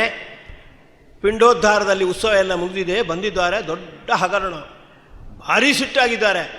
ಅರ್ಜುನ ಇಷ್ಟು ಇದು ಮಾಡಿಬಿಟ್ಟಿದ್ದಾನೆ, ಅನ್ಯಾಯ ಮಾಡಿಬಿಟ್ಟಿದ್ದಾನೆ. ತುರ್ತಾಗಿ ಸುಧರ್ಮದಲ್ಲಿ ಒಂದು ಸಭೆ ಕರೆದಿದ್ದಾರೆ. ಸಭೆಯಲ್ಲಿ ವಿಷಯ ಅಜೆಂಡಾ ಏನು ಅಂದರೆ, ಅರ್ಜುನನಿಗೆ ಹೇಗೆ ಶಿಕ್ಷೆ ಕೊಡಬೇಕು, ಅವನ ಕೈಕಾಲುಗಳನ್ನು ಹೇಗೆ ಮುರಿದು ಹಾಕಬೇಕು, ಇದೇ ಅಲ್ಲಿ ಚರ್ಚೆ. ಎಲ್ಲರೂ ಹಾಗೆ ಮಾಡಬೇಕು, ಅವನ ಕೈ ಮುರಿದು ಹಾಕಬೇಕು, ಅವನನ್ನು ಕೊಂದು ಹಾಕಬೇಕು ಎಲ್ಲ ಹೇಳ್ತಾ ಇದ್ದಾರೆ. ಕೃಷ್ಣನು ಕೂತಿದ್ದಾನೆ, ತಲೆ ಕೆಳಗೆ ಹಾಕಿ ಕೂತಿದ್ದಾನೆ. ಆಗಬಾರದ ಘಟನೆ ಆದಂತೆ. ಕೊನೆಗೆ ಬಲರಾಮ ಕೇಳಿದಂತೆ, ಕೃಷ್ಣ ನಿನ್ನ ಅಭಿಪ್ರಾಯ ಏನು ಅಂತ. ಎದ್ದು ಹೇಳಿದ, ನೀವು ಹೇಳಿದಂತೆ ಮಾಡ್ಬೋದು, ಆದರೆ ಒಂದು ವಿಷಯ ನಾವು ಚಿಂತನೆ ಮಾಡಬೇಕು. ಅರ್ಜುನನಿಗೆ ನಾವು ಇಷ್ಟು ಪ್ರತಿಕಾರವನ್ನು ಮಾಡಿದರೆ ನಮ್ಮ ತಂಗಿಯನ್ನು ಮುಂದೆ ಯಾರು ಕೇಳುವವರು? ನಮ್ಮ ತಂಗಿಯನ್ನು ಮುಂದೆ ಯಾರೂ ಮದುವೆ ಮಾಡುವವರಿಲ್ಲ, ಮದುವೆ ಮಾಡಿಕೊಳ್ಳುವವರಿಲ್ಲ. ಅರ್ಜುನ ಹಾರಿಸಿಕೊಂಡು ಹೋದವಳು ಅಂತ ಅವಳಿಗೆ ಒಂದು ಕೆಟ್ಟ ಅಪವಾದ ಬಂದುಬಿಡುತ್ತೆ. ಅದಕ್ಕೆ ನಾನು ಹೇಳುವುದೇನು ಅಂದರೆ, ಅರ್ಜುನನಿಗೆ ಕೊಟ್ಟು ಯಾಕೆ ಮದುವೆ ಮಾಡಬಾರ್ದು? ಅರ್ಜುನ ಒಳ್ಳೆಯ ಯುವಕನಾಗಿದ್ದಾನೆ, ಒಳ್ಳೆಯ ವೀರ್ಯವುಳ್ಳವನಾಗಿದ್ದಾನೆ, ಯಾಕೆ ಅವನಿಗೆ ನಮ್ಮ ತಂಗಿಯನ್ನು ಮದುವೆ ಮಾಡಿ ಕೊಡಬಾರ್ದು ಅಂತ ಹೀಗೆ ಒಳ್ಳೆಯ ತನ್ನ ವಾಕ್ಪಟುತ್ವದಿಂದ ಅದನ್ನು ವಾದ ಮಾಡಿದ್ದಾನೆ. ಸಭೆಯವರೆಲ್ಲ ಆಗ್ಬೋದು, ಹಾಗಾದರೆ ಅದೇ ಆಗ್ಬೋದು ಅಂತ ಒಪ್ಕೊಂಡು ಬಿಟ್ಟಿದ್ದಾರೆ. ಇದು ಭಗವಂತನ ವಾಗ್ಮಿತ್ವ. ಒಂದು ಕ್ಷಣದ ಹಿಂದೆ ಅರ್ಜುನನನ್ನು ಶಿಕ್ಷೆ ಕೊಡಬೇಕು, ಅವನನ್ನು ದೂರ ಮಾಡಬೇಕು ಅಂತ ಹೇಳಿದವರು ಕೃಷ್ಣ ಅಷ್ಟು ವಾದ ಮಾಡಿದಾಗ ಎಲ್ಲರೂ ಅರ್ಜುನನಿಗೆ ಸುಭದ್ರೆಯನ್ನು ಕೊಟ್ಟು ಬಿಡುವುದು ಅನ್ನುವ ತೀರ್ಮಾನಕ್ಕೆ ಬಂದುಬಿಟ್ಟಿದ್ದಾರೆ.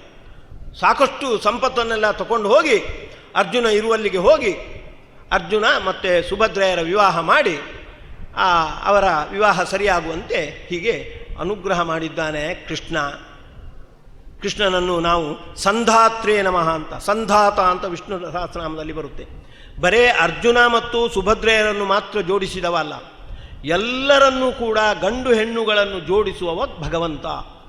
ಅವರವರ ಪ್ರಾರಬ್ಧ ಕರ್ಮ, ಅವರವರ ಋಣಾನುಬಂಧ ಇದನ್ನೆಲ್ಲ ಗುರುತಿಸಿ, ಎಲ್ಲೋ ಆ ಗಂಡು ಇರ್ತಾನೆ, ಹೆಣ್ಣು ಮತ್ತೆಲ್ಲೋ ಇರ್ತಾರೆ, ಯಾರೋ ಜ್ಯೋತಿಷ್ಕರ ಮೂಲಕ ಅವರ ಸಂಬಂಧ ಆಗುವಂತೆ, ಯಾರೋ ಬಂಧುಗಳ ಮೂಲಕ ಅವರ ಸಂಬಂಧ, ಅವರು ಗಂಡ ಹೆಂಡತಿ ಆಗುವಂತೆ ಸಂಯೋಜಿಸುವ.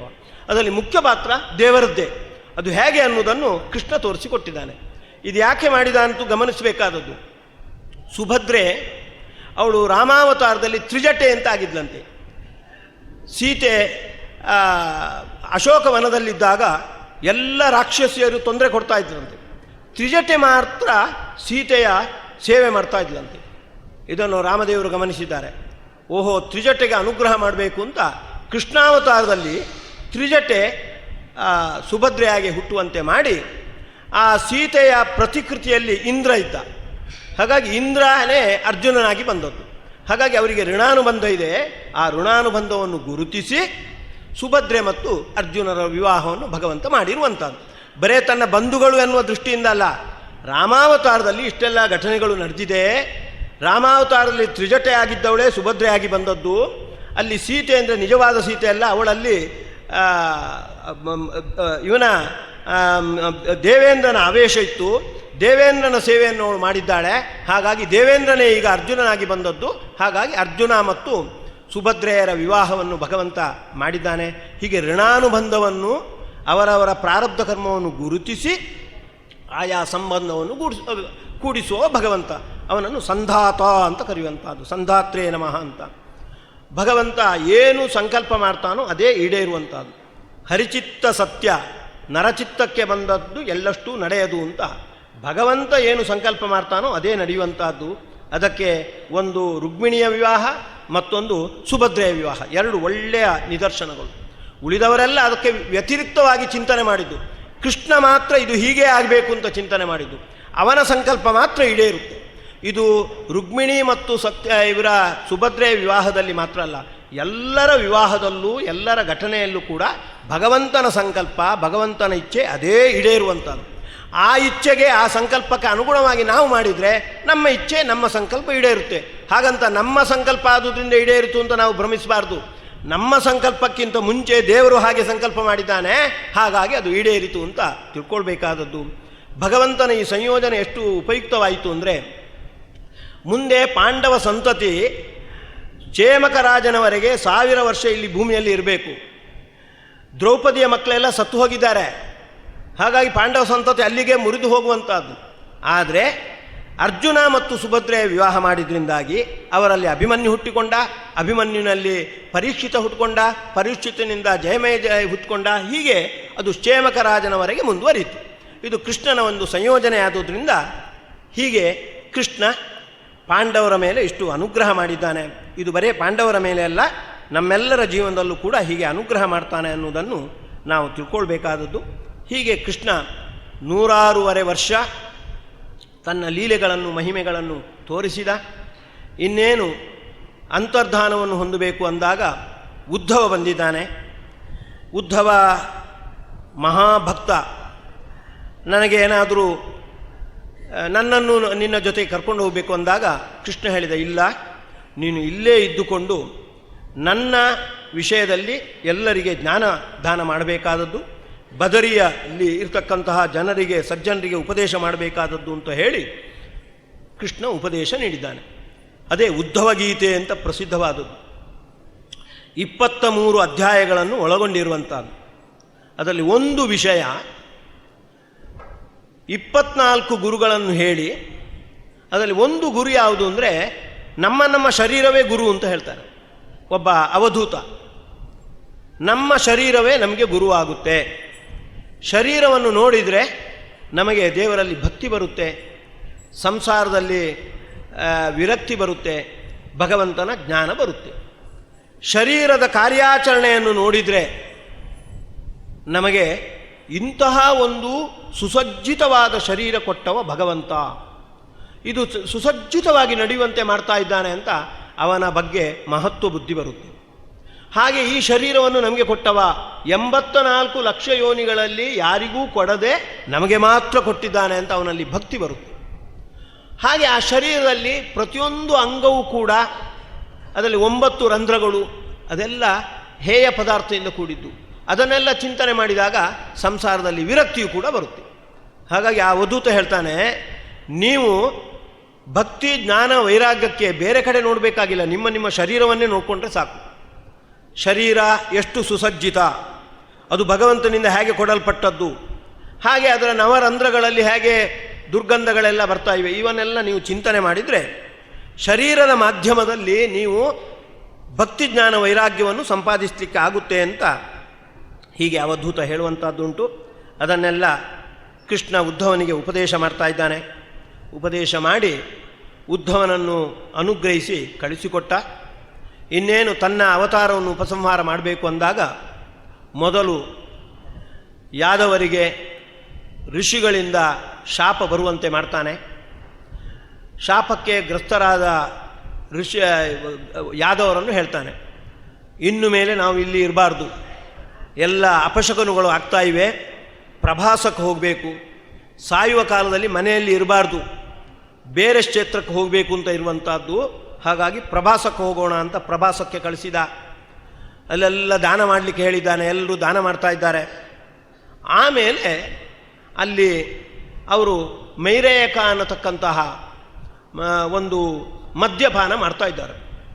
ಭಾರೀ ಮದ್ಯಪಾನ ಮಾಡಿ ಎಷ್ಟು ಭ್ರಮೆಗೆ ಒಳಗಾಗಿದ್ದಾರೆ ಅಂದರೆ ತಾವೇ ಹೊಡ್ಕೊಳ್ತಾ ಇದ್ದಾರೆ. ಎಲ್ಲ ಬಂಧುಗಳು ಇರುವಂಥದ್ದು, ಬಂಧುಗಳು ತಾವೇ ಹೊಡೆದುಕೊಳ್ತಾ ಇದ್ದಾರೆ. ಕೊನೆಗೆ ಅಸ್ತ್ರಶಸ್ತ್ರ ಎಲ್ಲ ನಾಶ ಆಯಿತು. ಆ ಕಡೆ ಈ ಕಡೆ ನೋಡ್ತಾ ಇದ್ದಾರೆ, ದರ್ಬೆಗಳು ಬೆಳೆದಿವೆ. ಆ ದರ್ಬೆಗಳಲ್ಲಿ ಪರಸ್ಪರ ಹೊಡೆದಾಡ್ಕೊಳ್ತಾ ಇದ್ದಾರೆ. ಅವುಗಳೆಲ್ಲ ಆ ಶಾಪದಿಂದ ಉಂಟಾಗಿರ್ತಕ್ಕಂತಹ ಒಂದು ಒನಕೆಯ ತುಂಡಿನಿಂದ ಉಂಟಾದವುಗಳು. ಹಾಗಾಗಿ ಆ ದರ್ಬೆಗಳನ್ನು ಹಿಡ್ಕೊಂಡು ಆಯುಧದಂತೆ ಬಳಸಿ ಪರಸ್ಪರ ಹೊಡೆದಾಡಿಕೊಂಡು ಎಲ್ಲ ಸಾಯ್ತಾ ಇದ್ದಾರೆ. ಕೃಷ್ಣನೇ ಬಂದು ಹೇಳ್ತಾ ಇದ್ದಾನೆ, ಯಾಕೆ ಹೊಡೆದಾಡಿಕೊಳ್ತಿದ್ದೀರಿ ಅಂತ. ಕೃಷ್ಣನ ಮಾತಿಗೂ ಬೆಲೆ ಕೊಡ್ತಾ ಇಲ್ಲ. ಹಿಂದೆ ಎಲ್ಲ ಹೇಗಿತ್ತು ಅಂದರೆ ಯಾದವರು ಕೃಷ್ಣ ಏನಾದರೂ ಹೇಳಿದರೆ ಕೇಳ್ತಿದ್ರು. ಈ ಪ್ರಸಂಗದಲ್ಲಿ ಕೃಷ್ಣ ಹೇಳ್ತಾ ಇದ್ದಾನೆ, ಯಾಕೆ ಹೊಡೆದಾಡಿಕೊಳ್ತೀನಿ, ಅವರ ಮಾತಿಗೂ ಬೆಲೆ ಕೊಡ್ತಾ ಇಲ್ಲ. ಯಾಕೆಂದರೆ ಕೃಷ್ಣನೇ ಒಳಗಿದ್ದು ಹೊಡೆದಾಡಿಕೊಳ್ಳಿ ಅಂತ ಹೇಳ್ತಾ ಇದ್ದಾನೆ. ಮತ್ತ ಸ್ಮೃತಿ ಜ್ಞಾನಂ ಅಪೋಹನಂಚ ಅಂತ. ಹಾಗಾಗಿ ಎಲ್ಲ ಸತ್ತಿದ್ದಾರೆ. ಕೊನೆಗೆ ಕೃಷ್ಣ ಒಂದು ಅಶ್ವತ್ಥ ಮರದ ಕೆಳಗೆ ಹೋಗಿ ಕೂತಿದ್ದಾನೆ. ಕಾಲು ಮೇಲೆ ಹಾಕಿ ಬೇಕುಂತಲೇ ತನ್ನ ಕಾಲನ್ನು ಮೇಲೆ ಹಾಕಿ ಕೂತಿದ್ದಾನೆ. ಆ ಕಾಲು ಬಹಳ ನುಣುಪಾದ ಕಾಲು, ಕೆಂಪಗಿದೆ, ಒಂದು ಪಶು ಹಾಗೆ ಕಾಣಿಸುತ್ತೆ. ಅದು ಒಬ್ಬ ಜರ ಅನ್ನತಕ್ಕಂಥ ವ್ಯಾಧ, ಅದೊಂದು ಪಶು ಅನ್ನತಕ್ಕಂಥ ಭ್ರಮೆಗೆ ಒಳಗಾಗಿ ಅದರ ಮೇಲೆ ಒಂದು ಬಾಣ ಪ್ರಯೋಗ ಮಾಡಿದ್ದಾನೆ. ಬಾಣ ಪ್ರಯೋಗ ಮಾಡಿದ್ದೇ ತಡ ಕೃಷ್ಣ ತನ್ನ ಶರೀರವನ್ನು ಬಿಟ್ಟೇ ಬಿಟ್ಟ. ಒಂದು ಬಾಣ ಬಿಟ್ಟರೆ ಶರೀರ ಹೇಗೆ ಬಿದ್ದು ಹೋಗುತ್ತೆ? ಕೃಷ್ಣನಿಗೆ ಒಂದು ನಿಮಿತ್ತ ಬೇಕಾಗಿತ್ತು. ಅದು ಜರ ಅನ್ನತಕ್ಕಂಥವ ಭೃಗು ಋಷಿಗಳೇ ಜರ ಅನ್ನುವ ವ್ಯಾಧನಾಗಿ ಬಂದದ್ದು. ಭೃಗು ಋಷಿಗಳನ್ನು ಉದ್ಧಾರ ಮಾಡಬೇಕಿತ್ತು.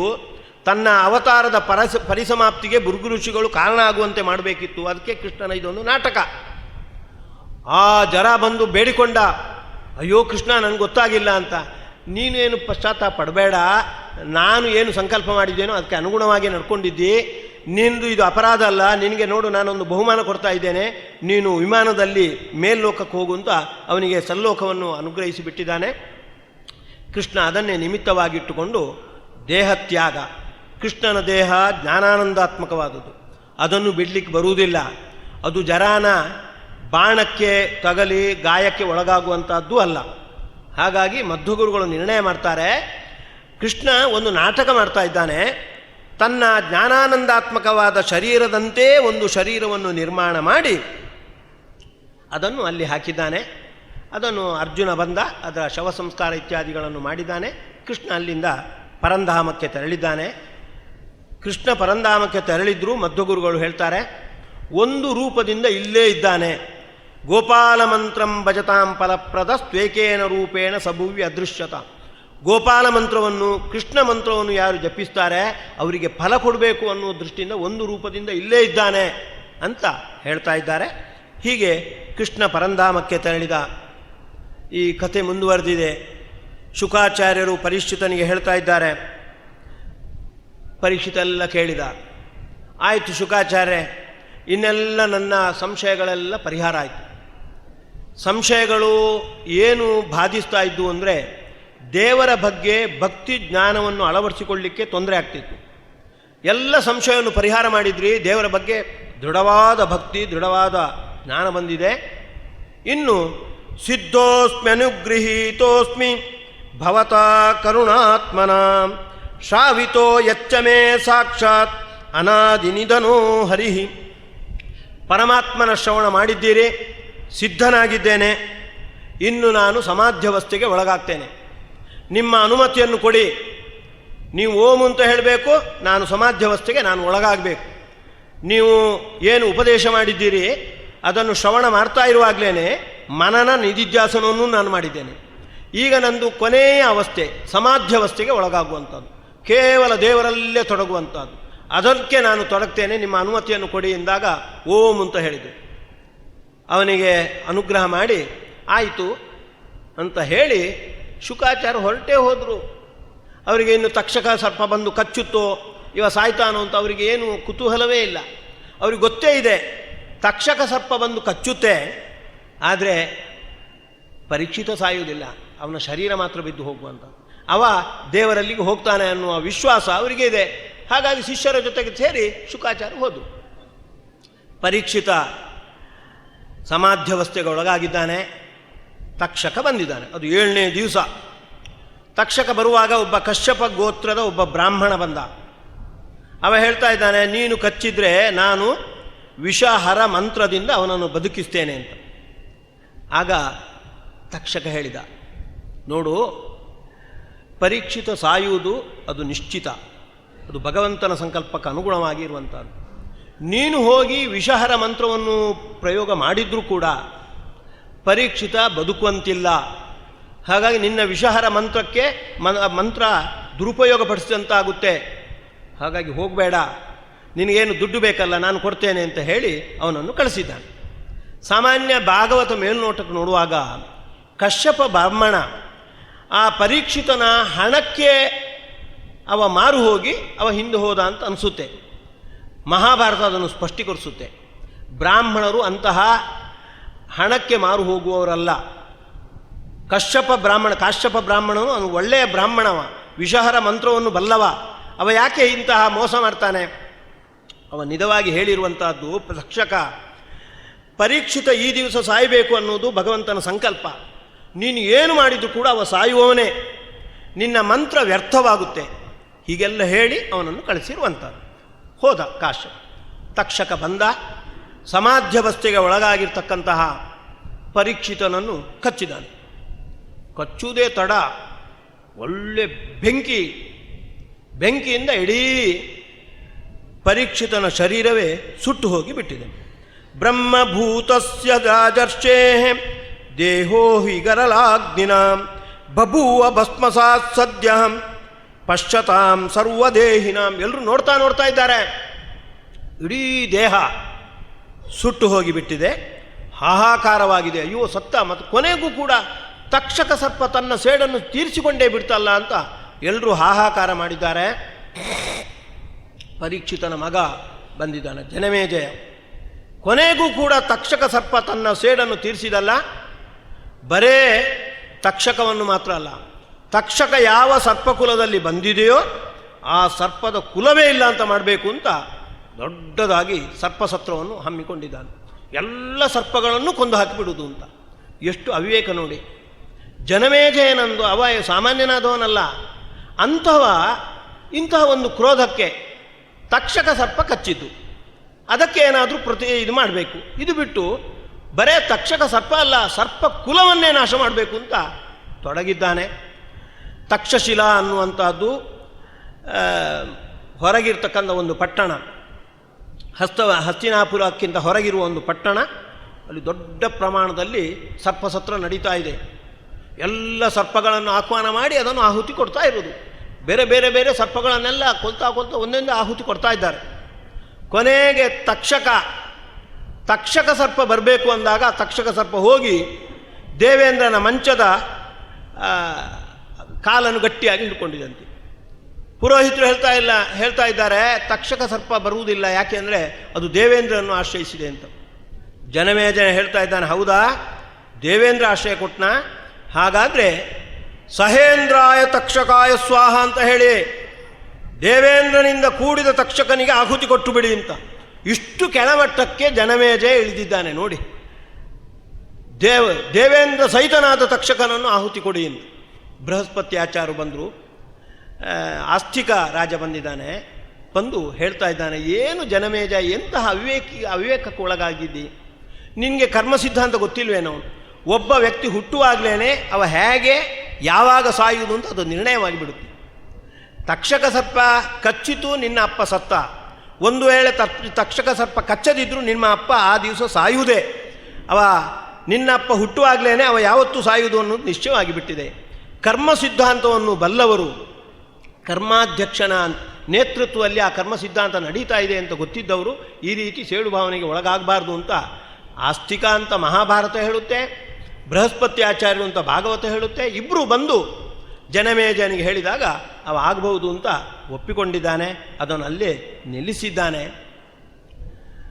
ಹೀಗೆ ಆ ತಕ್ಷಶಿಲಾದಲ್ಲಿ ಸರ್ಪಸತ್ರ ನಡೆದಾಗ ಒಂದು ಕಡೆಯಿಂದ ಆಹುತಿ ಆಗ್ತಾ ಇದೆ, ಮತ್ತೊಂದು ಕಡೆಯಿಂದ ಜನಮೇಜಯ ವೇದವ್ಯಾಸರಲ್ಲಿ ಹೇಳ್ತಾ ಇದ್ದಾನೆ, ಅಲ್ಲಿ ಆಹುತಿ ಆಗ್ತಾ ಇದೆ, ಇಲ್ಲಿ ಜ್ಞಾನಸತ್ರ ನಡೀಬೇಕು, ನನಗೆ ಸ್ವಲ್ಪ ನೀವು ಮಹಾಭಾರತವನ್ನು ಹೇಳಿ ಅಂತ. ಇವರು ಹೇಳ್ತಾರೆ ವೇದವ್ಯಾಸರು, ನಾನು ಹೇಳುವುದಿಲ್ಲ, ನನ್ನ ಶಿಷ್ಯ ವೈಶಂಪಾಯನ ಇದ್ದಾರೆ, ಅವರ ಹತ್ರ ಕೇಳುವಂತ. ವೈಶಂಪಾಯನರು ಮತ್ತು ಜನಮೇಜಯ ಇವರ ಮೂಲಕ ಮಹಾಭಾರತದ ಕಥಾಶ್ರವಣ ನಡೀತಾ ಇದೆ. ವೈಶಂಪಾಯನರು ಜನಮೇಜಯನಿಗೆ ಮಹಾಭಾರತವನ್ನು ಹೇಳ್ತಾ ಇದ್ದಾರೆ. ಒಂದು ಘಟನೆ ಬರುತ್ತೆ. ಮಹಾಭಾರತ ಯುದ್ಧ ಆದಮೇಲೆ 16 ವರ್ಷ ಆದಮೇಲೆ ಧೃತರಾಷ್ಟ್ರ ಮಹಾಭಾರತದಲ್ಲಿ ಸತ್ತಿರ್ತಕ್ಕಂಥ ತನ್ನ ಮಕ್ಕಳನ್ನು ಕಾಣಬೇಕು ಅಂತ ಇಚ್ಛೆ ವ್ಯಕ್ತಪಡಿಸಿದ. ವೇದವ್ಯಾಸರು ಆ ಮಹಾಭಾರತದಲ್ಲಿ ಸತ್ತ ಎಲ್ಲ ವ್ಯಕ್ತಿಗಳನ್ನು ಮತ್ತೆ ಬದುಕಿಸಿ ಹುಟ್ಟಾಕುರುಡನಾದ ಧೃತರಾಷ್ಟ್ರನಿಗೆ ತೋರಿಸಿದ್ರು ಅಂತ. ಜನಮೇಜಯ ಹೇಳಿದ, ವೈಶಂಪಾಯನರೇ, ನೀವು ಏನು ಹೇಳಿದರೂ ನಾನು ನಂಬ್ತೇನೆ, ಈ ಘಟನೆಯನ್ನು ಮಾತ್ರ ನನಗೆ ನಂಬಲಿಕ್ಕಾಗುವುದಿಲ್ಲ. ಮಹಾಭಾರತ ಯುದ್ಧ ಆಗಿ 16 ವರ್ಷ ಆಗಿದೆ, ಅದರಲ್ಲಿ ಸತ್ತ 18 ಅಶ್ಚಯುಣಿ ಸೇನೆಗೂ ಕೂಡ ಅವರ ಅಂತ್ಯ ಸಂಸ್ಕಾರ ಆಗಿದೆ, ಮತ್ತೆ ಅವರನ್ನು ಕರೆಸಿ ತೋರಿಸಿದ್ದು ಹೇಗೆ? ನೋಡು ಜನಮೇಜಯ, ಆ ತೋರಿಸಿದ್ದು ಯಾರು ಸಾಮಾನ್ಯರಾದವರಲ್ಲ, ಸಾಕ್ಷಾತ್ ಭಗವಂತ. ವೇದವ್ಯಾಸರು ಒಂದೇ ಸಾಮಾನ್ಯ ಋಷಿಗಳಲ್ಲ, ಜಗತ್ಸೃಷ್ಟಿಯನ್ನು ಅನಾಯಾಸವಾಗಿ ಮಾಡ್ತಕ್ಕಂಥ ಭಗವಂತನೇ ವೇದವ್ಯಾಸರಾಗಿ ಆ ಘಟನೆಯನ್ನು ನಡೆಸಿರುವಂಥದ್ದು. ವೇದವ್ಯಾಸರು ಮತ್ತೆ ಯಾರು ಇಲ್ಲ, ನಿನ್ನೆ ಎದುರೇ ಇದ್ದಾರೆ ನೋಡು. ವೇದವ್ಯಾಸರು ಅಲ್ಲೇ ಇದ್ದರು. ಮಹಾಭಾರತದ ಪ್ರವಚನ ನಡೆಯುವಾಗ ವೈಶಂಪಾಯನರು ಮತ್ತು ಜನಮೇಜಯನ ನಡುವೆ ಮಹಾಭಾರತ ಪ್ರವಚನ ನಡೆಯುವಾಗ ಎದುರಲ್ಲೇ ವೇದವ್ಯಾಸರು ಇದ್ದರು. ಆ ವೈಶಂಪಾಯನರು ಹೇಳ್ತಾರೆ, ನೋಡಿ ಈ ವೇದವ್ಯಾಸರೇ. ಆಗ ಜನಮೇಜಯ ಹೇಳ್ತಾನೆ, ಹೌದಾ ವೇದವ್ಯಾಸರೇ, ನೀವು ಸತ್ತ ಪತ್ನಿಯನ್ನೆಲ್ಲ ತೋರಿಸಿದ್ರ, ಹಾಗಾದರೆ ನನ್ನ ಅಪ್ಪನನ್ನು ಈಗ ನನಗೆ ಕಾಣಬೇಕು ಅಂತ ಇಚ್ಛೆ. ಪರೀಕ್ಷಿತ ನನ್ನ ಅಪ್ಪ, ಅವನನ್ನು ನನಗೆ ಕಾಣಬೇಕು, ನೀವು ಕಾಣಿಸಿ ಅಂತ. ಹೌದಾ, ಓಂ ಅಂತ ಹೇಳಿ ಪರೀಕ್ಷಿತನನ್ನು, ಅವ ಆಗಾಗಲೇ ವೈಕುಂಠಕ್ಕೆ ಸೇರಿದ್ದ, ಭಾಗವತ ಶ್ರವಣ ಮಾಡಿ ವೈಕುಂಠಕ್ಕೆ ಸೇರಿದ್ದ, ವೈಕುಂಠಕ್ಕೆ ಸೇರಿದ್ದ ಪರೀಕ್ಷಿತನನ್ನು ಕರೆಸಿ ಜನಮೇಜಯನಿಗೆ ತೋರಿಸಿಕೊಟ್ರು ಅಂತ ಬರುತ್ತೆ. ಅದು ನೋಡಿ ಜನಮೇಜಯನಿಗೆ ಭಾರಿ ವಿಶ್ವಾಸ ಬಂತಂತೆ. ಹಾಗಾದರೆ ಈ ಮಹಾಭಾರತದ 1,00,000 ಶ್ಲೋಕದಲ್ಲಿ ಒಂದೊಂದು ಶ್ಲೋಕವೂ ಕೂಡ ಪರಮ ಪವಿತ್ರವಾದದ್ದು, ಅದು ವಿಶ್ವಾಸಕ್ಕೆ ಅರ್ಹವಾದದ್ದು ಅಂತ ವಿಶ್ವಾಸಪಟ್ಟ ಅಂತ ಭಾಗವತದಲ್ಲಿ ಮಹಾಭಾರತದಲ್ಲಿ ಉಲ್ಲೇಖ ಬರುತ್ತೆ. ಹೀಗೆ ನಾವು ಇದನ್ನು ಯಾಕೆ ಹೇಳ್ತಾ ಇದ್ದೇನೆ ಅಂದರೆ, 7 ದಿವಸದಲ್ಲಿ ಶುಕಾಚಾರ್ಯರಿಂದ ಶ್ರವಣ ನಡೆಸಿರ್ತಕ್ಕಂತಹ ಪರೀಕ್ಷಿತ ಸಾಕ್ಷಾತ್ತಾಗಿ ವೈಕುಂಠವನ್ನೇ ಹೊಂದಿದ್ದಾನೆ. ಪರೀಕ್ಷಿತ ಮಾಡಿದ ತಪ್ಪು ಚಿಕ್ಕ ಪುಟ್ಟ ತಪ್ಪಲ್ಲ, ಸಮಾಧ್ಯವಸ್ಥೆಗೆ ಒಳಗಾಗಿರ್ತಕ್ಕಂಥ ಶಮೀಕ ಋಷಿಗಳನ್ನು ಸತ್ತ ಸರ್ಪದ ಹೆಣ ಹಾಕುವ ಮೂಲಕ ಅವಮಾನ ಮಾಡಿದವ. ಇದೊಂದು ಬ್ರಹ್ಮಹತ್ಯೆ, ಮಹಾಬ್ರಹ್ಮಹತ್ಯೆ. ಮಹಾಬ್ರಹ್ಮಹತ್ಯೆಯನ್ನು ಎಸಗಿರ್ತಕ್ಕಂಥ ಪರೀಕ್ಷಿತನಿಗೆ ಆ ಪಾಪದ ಪರಿಹಾರದ ಜೊತೆಗೆ ವೈಕುಂಠವೇ ದೊರಕುವಂತೆ, 7 ದಿವಸಗಳಲ್ಲಿ ವೈಕುಂಠವೇ ದೊರಕುವಂತೆ ಮಾಡಿರ್ತಕ್ಕಂಥದ್ದು ಶುಕಾಚಾರ್ಯರು. ಈ ಕ್ರೆಡಿಟ್ ಮುಖ್ಯವಾಗಿ ಶುಕಾಚಾರ್ಯಕ್ಕಿಂತಲೂ ಮುಖ್ಯವಾಗಿ ಭಾಗವತಕ್ಕೆ ಇರುವಂಥದ್ದು. 18,000 ಶ್ಲೋಕದ 12 ಸ್ಕಂದದ ಭಾಗವತ ಪರೀಕ್ಷಿತನಿಗೆ, ಅಷ್ಟು ಅಪರಾಧ ಮಾಡಿರ್ತಕ್ಕಂಥ ಪರೀಕ್ಷಿತನಿಗೆ ಭಾಗವತ ಇದು ವೈಕುಂಠವೇ ದೊರಕುವಂತೆ ಮಾಡಿರುವಂತಹ ಕೀರ್ತಿ ಈ ಭಾಗವತಕ್ಕೆ ಇರುವಂತಹದ್ದು. ಅಂತಹ ಭಾಗವತವನ್ನು ಮೊದಲು ಉಪದೇಶ ಮಾಡಿರ್ತಕ್ಕಂಥ ಮೊದಲು ಅದು ಉಗ್ರಶ್ರವಸೂತರು ಮತ್ತು ಶೌನಕಾದಿಗಳ ಸಂವಾದ ರೂಪದಲ್ಲಿ ನೈಮಿಷಾರಣ್ಯದಲ್ಲಿ ಬಂದಿರುವಂಥದ್ದು. ಹಾಗಾಗಿ ಉಗ್ರಶ್ರವಸೂತರು ಅದನ್ನೆಲ್ಲ ನೈಮಿಷಾರಣ್ಯದಲ್ಲಿ ಹೇಳಿ ಕೊನೆಗೆ ಹೇಳ್ತಾ ಇದ್ದಾರೆ, ನೋಡಿ ನಾನು ಇಷ್ಟರವರೆಗೆ 12 ಸ್ಕಂದದಲ್ಲಿ ಏನು ಹೇಳಿದೆ ಅನ್ನೋದು ನಿಮಗೆ ಗಮನಕ್ಕಿದೆಯಾ? ಮತ್ತೊಮ್ಮೆ ಸಿಂಹಾವಲೋಕನ ಮಾಡಿ ಅಂತ 40 ಶ್ಲೋಕಗಳಲ್ಲಿ ಉಗ್ರಶ್ರವಸೂತರು 12 ಸ್ಕಂದದಲ್ಲಿ ಏನೇನು ನಾನು ಹೇಳಿದ್ದೇನೆ ಅನ್ನೋದನ್ನೆಲ್ಲ ಸಂಗ್ರಹ ಮಾಡಿ ಹೇಳ್ತಾ ಇದ್ದಾರೆ. ಪುನಃ ನಮಗೆ ಚಿಂತನೆ ಮಾಡಲಿಕ್ಕೆ ಅನುಕೂಲವಾಗುವಂತೆ ಅಷ್ಟು ಹೇಳಿ ಕೊನೆಗೊಂದು ಮಾತು ಹೇಳ್ತಾರೆ. ಇಷ್ಟೆಲ್ಲ ಭಾಗವತದಲ್ಲಿ ಹೇಳಿದರೂ ಕೂಡ ಮುಖ್ಯವಾಗಿ ಏನು ಅಂದರೆ ದೇವರು ದೇವರು ದೇವರು ದೇವರ ಬಗ್ಗೆ ಹೇಳಿರುವಂಥದ್ದು, ಭಗವಂತನನ್ನೇ ಹೇಳಿರುವಂಥದ್ದು.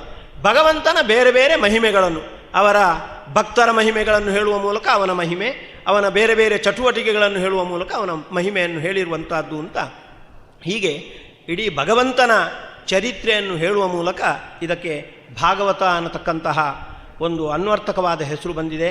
ಅಂತಹ ಭಾಗವತದ ಚಿಂತನೆ ಈ 7 ದಿನಗಳಲ್ಲಿ ನಮಗೆ ಎಷ್ಟು ಸಾಧ್ಯವೋ ಅಷ್ಟು. ನಾನು ಮೊದಲೇ ಹೇಳಿದೆ, ಶುಕಾಚಾರ್ಯರು ಮತ್ತು ಪರೀಕ್ಷಿತ ಅವರು 168 ಗಂಟೆಗಳ ಕಾಲ ಇದನ್ನು ಸಂವಾದ ರೂಪದಲ್ಲಿ ನಡೆಸಿರುವಂಥದ್ದು. 7 ದಿವಸ 24 ತಾಸು, 7 28 168 ದಿವಸ. ನಾವು 7 ದಿವಸದ ಸುಮಾರು ಒಂದು 10 ಗಂಟೆ, ಒಂದೂವರೆ ಅಂದರೂ ಅದರಲ್ಲಿ ಸ್ವಲ್ಪ ಸಮಯ ಹೋಗಿದೆ. ಹಾಗಾಗಿ ಒಂದು 10 ಗಂಟೆ. ಹಾಗಾಗಿ ಎಷ್ಟು ಸಾಧ್ಯವೋ ಅಷ್ಟು, ಎಷ್ಟು ಕಾಲವೋ ಅಷ್ಟು ಕಾಲದಲ್ಲಿ ಅದನ್ನು ನಾವು ನಡೆಸಿದ್ದೇವೆ. ಇದರಿಂದ ಪ್ರೀತನಾಗಿರ್ತಕ್ಕಂಥ ಕೃಷ್ಣ ನಮ್ಮೆಲ್ಲರನ್ನು ವಿಶೇಷವಾಗಿ ಅನುಗ್ರಹಿಸಬೇಕು. ಈ ಶ್ರವಣದ ಸಂಯೋಜನೆ ನಡೆಸಿರ್ತಕ್ಕಂತಹ ದೇವದಾಸ ಪೈಯವರಿಗೆ ವಿಶೇಷವಾಗಿ ಆಯುಷ್ಯ, ಆರೋಗ್ಯ, ನೆಮ್ಮದಿ ಇತ್ಯಾದಿಗಳನ್ನು ನೀಡಬೇಕು. ಜೊತೆಗೆ ಅವರ ಶ್ರೀಮತಿಯವರು ಗಣೇಶ್ ಪೈ ಹಾಗೂ ಅವರ 5 ಸಹೋದರಿಯರನ್ನು ಪಡೆದು ವಿಶೇಷವಾಗಿ ಅವರಿಗೆ ಸಂಸ್ಕಾರ ನೀಡಿ ಒಳ್ಳೆಯ ಗಂಡನ ಸೇವೆ ಮಾಡಿದವರು. ಅವರಿಗೂ ಕೂಡ ಈ ಭಾಗವತ ಶ್ರವಣದಿಂದ ವಿಶೇಷ ಶ್ರೇಯಸ್ಸಾಗುವಂತೆ ಮಾಡಬೇಕು.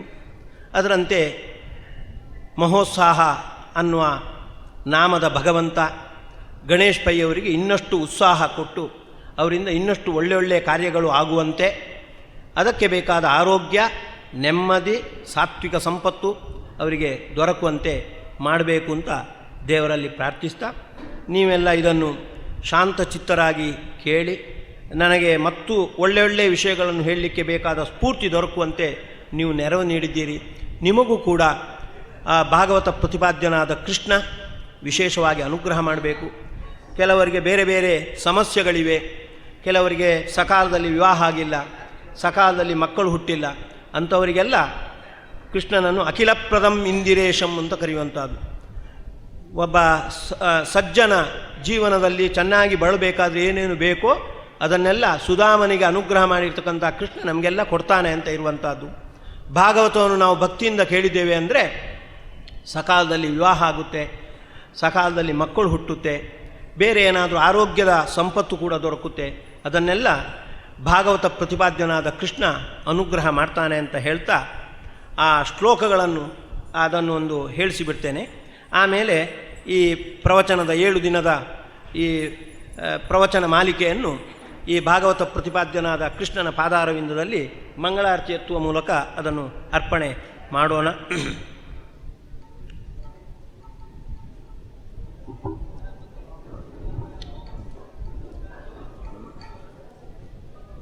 ವಿಶ್ವಸ್ಯ ಸ್ಥಿತಿಲಯೋದ್ಭವ ಹೇತುರಾದ್ಯೋ, ನೀವು ಹೇಳಿ ಅದನ್ನು. ನಿನ್ನೆ ಹೇಳಿಸಿರ್ತಕ್ಕಂಥ ಶ್ಲೋಕ ನಮ್ಮ ಎಲ್ಲ ಸಮಸ್ಯೆಗಳನ್ನು ಪರಿಹಾರ ಮಾಡಲಿಕ್ಕೆ ಚತುರ್ಮುಖ ದೇವತೆಗಳಿಗೆ ಉಪದೇಶ ಮಾಡಿರ್ತಕ್ಕಂಥ ಶ್ಲೋಕ. ವಿಶ್ವಸ್ಯ ಸ್ಥಿತಿಲಯೋದ್ಭವ ಹೇತುರಾದ್ಯೋ ಯೋಗೇಶ್ವರೈರಪಿ ದುರತ್ಯಯ ಯೋಗ ಮಾರ್ಗಃ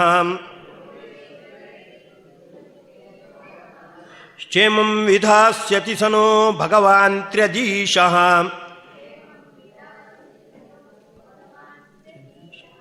ತ್ರಾತಾಸ್ಮದೀಯ ವಿಮೃಶೇನ ಕಿಯಾನಿಹಾರ್ಥಃ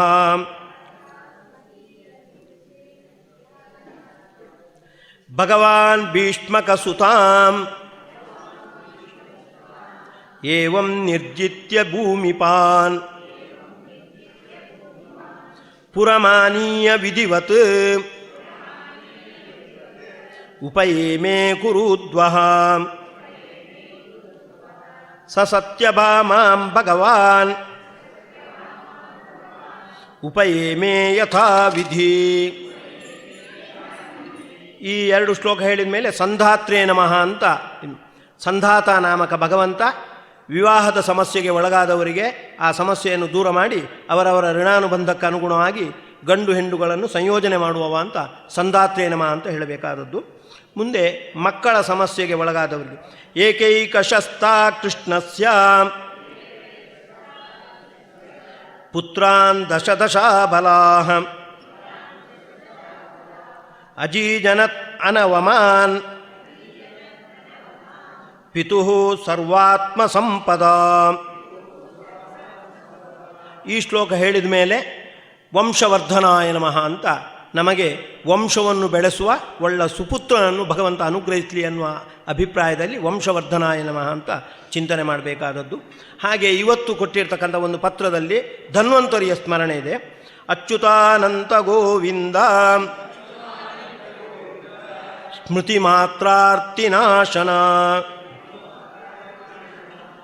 ರೋಗಾನ್ಮೇ ನಾಶಯಾ ಶೇಷಾನ್ ಆಶು ಧನ್ವಂತರೇ ಹರೇ. ಶ್ರೀಕೃಷ್ಣಾರ್ಪಣಮಸ್ತು. ಅಕ್ಷಯಂ ಕರ್ಮ ಯಸ್ಮಿನ್ ಪರೇ ಸ್ವರ್ಪಿತಂ ಪ್ರಕ್ಷಯಂ ಯಾಂತಿ ದುಃಖಾನಿ ಯನ್ನಾಮತಃ ಅಕ್ಷರೋ ಯೋಜರಃ ಸರ್ವದೈವಾಮೃತಃ ಕುಕ್ಷಿಗಂ ಯಸ್ಯ ವಿಶ್ವಂ ಸದಾ ಜಾತಿಕಂ ಪ್ರೀಣಯಾಮೋ ವಾಸುದೇವಂ ದೇವತಾಮಂಡಲಾಖಂಡಮಂಡಾನಂ ಪ್ರೀಣಯಾಮೋ ವಾಸುದೇವಂ ತಪಸ್ವಿನೋ ದಾನಪರಾಯ ಯಶಸ್ವಿನೋ ಮನಸ್ವಿನೋ ಮಂತ್ರವಿದಸ್ಸು ಮಂಗಲಾಃ ಕ್ಷೇಮಂ ನ ವಿನ್ನಂತಿ ವಿನಾಯದರ್ಪಣಂ ತಸ್ಮೈ ಸುಭದ್ರ ಶ್ರವಸೇ ನಮೋ ನಮಃ. ಯತ್ಕರೋಷಿ ಯದಶ್ನಾಸಿ ಯಜ್ಜುಸೋಸಿ ದದಾಸಿ ಯತ್ ಯತ್ತಪಸ್ಯಸಿ ಕೌಂತೇಯ ತತ್ಕುರುಷ್ವ ಮದರ್ಪಣಂ ಕಾಯೇನ ವಾಚಾ ಮನಸೇಂದ್ರಿಯೈರ್ವಾ ಬುದ್ಧ್ಯಾತ್ಮನಾ ವಾ ಅನುಸೃತಸ್ವಭಾವಂ ಕರೋಮಿ ಯದ್ಯಃ ಸಕಲಂ ಪರಸ್ಮೈ ನಾರಾಯಣಾಯೇತಿ ಸಮರ್ಪಯಾಮಿ. ನಾಹಂ ಕರ್ತಾ ಹರಿಕರ್ತಾ ತತ್ಪೂಜಾ ಕರ್ಮ ಚಾಖಿಲಂ ತಥಾಪಿ ಮತ್ಕೃತಾ ಪೂಜಾ ತತ್ಪ್ರಸಾದೇನ ನಾನ್ಯಥಾ ತದ್ಭಕ್ತಿ ತತ್ಫಲಂ ಮಖ್ಯಂ ತತ್ಪ್ರಸಾದ ಪುನಃ ಪುನಃ ಕರ್ಮನ್ಯಾಸೋ ಹರಾವೇವಂ ವಿಷ್ಣೋಸ್ತೃಪ್ತಿಕರಃ ಸದಾ. ಶ್ರೀಕೃಷ್ಣಾರ್ಪಣಮಸ್ತು ಶ್ರೀಕೃಷ್ಣಾರ್ಪಣಮಸ್ತು ಶ್ರೀಕೃಷ್ಣಾರ್ಪಣಮಸ್ತು.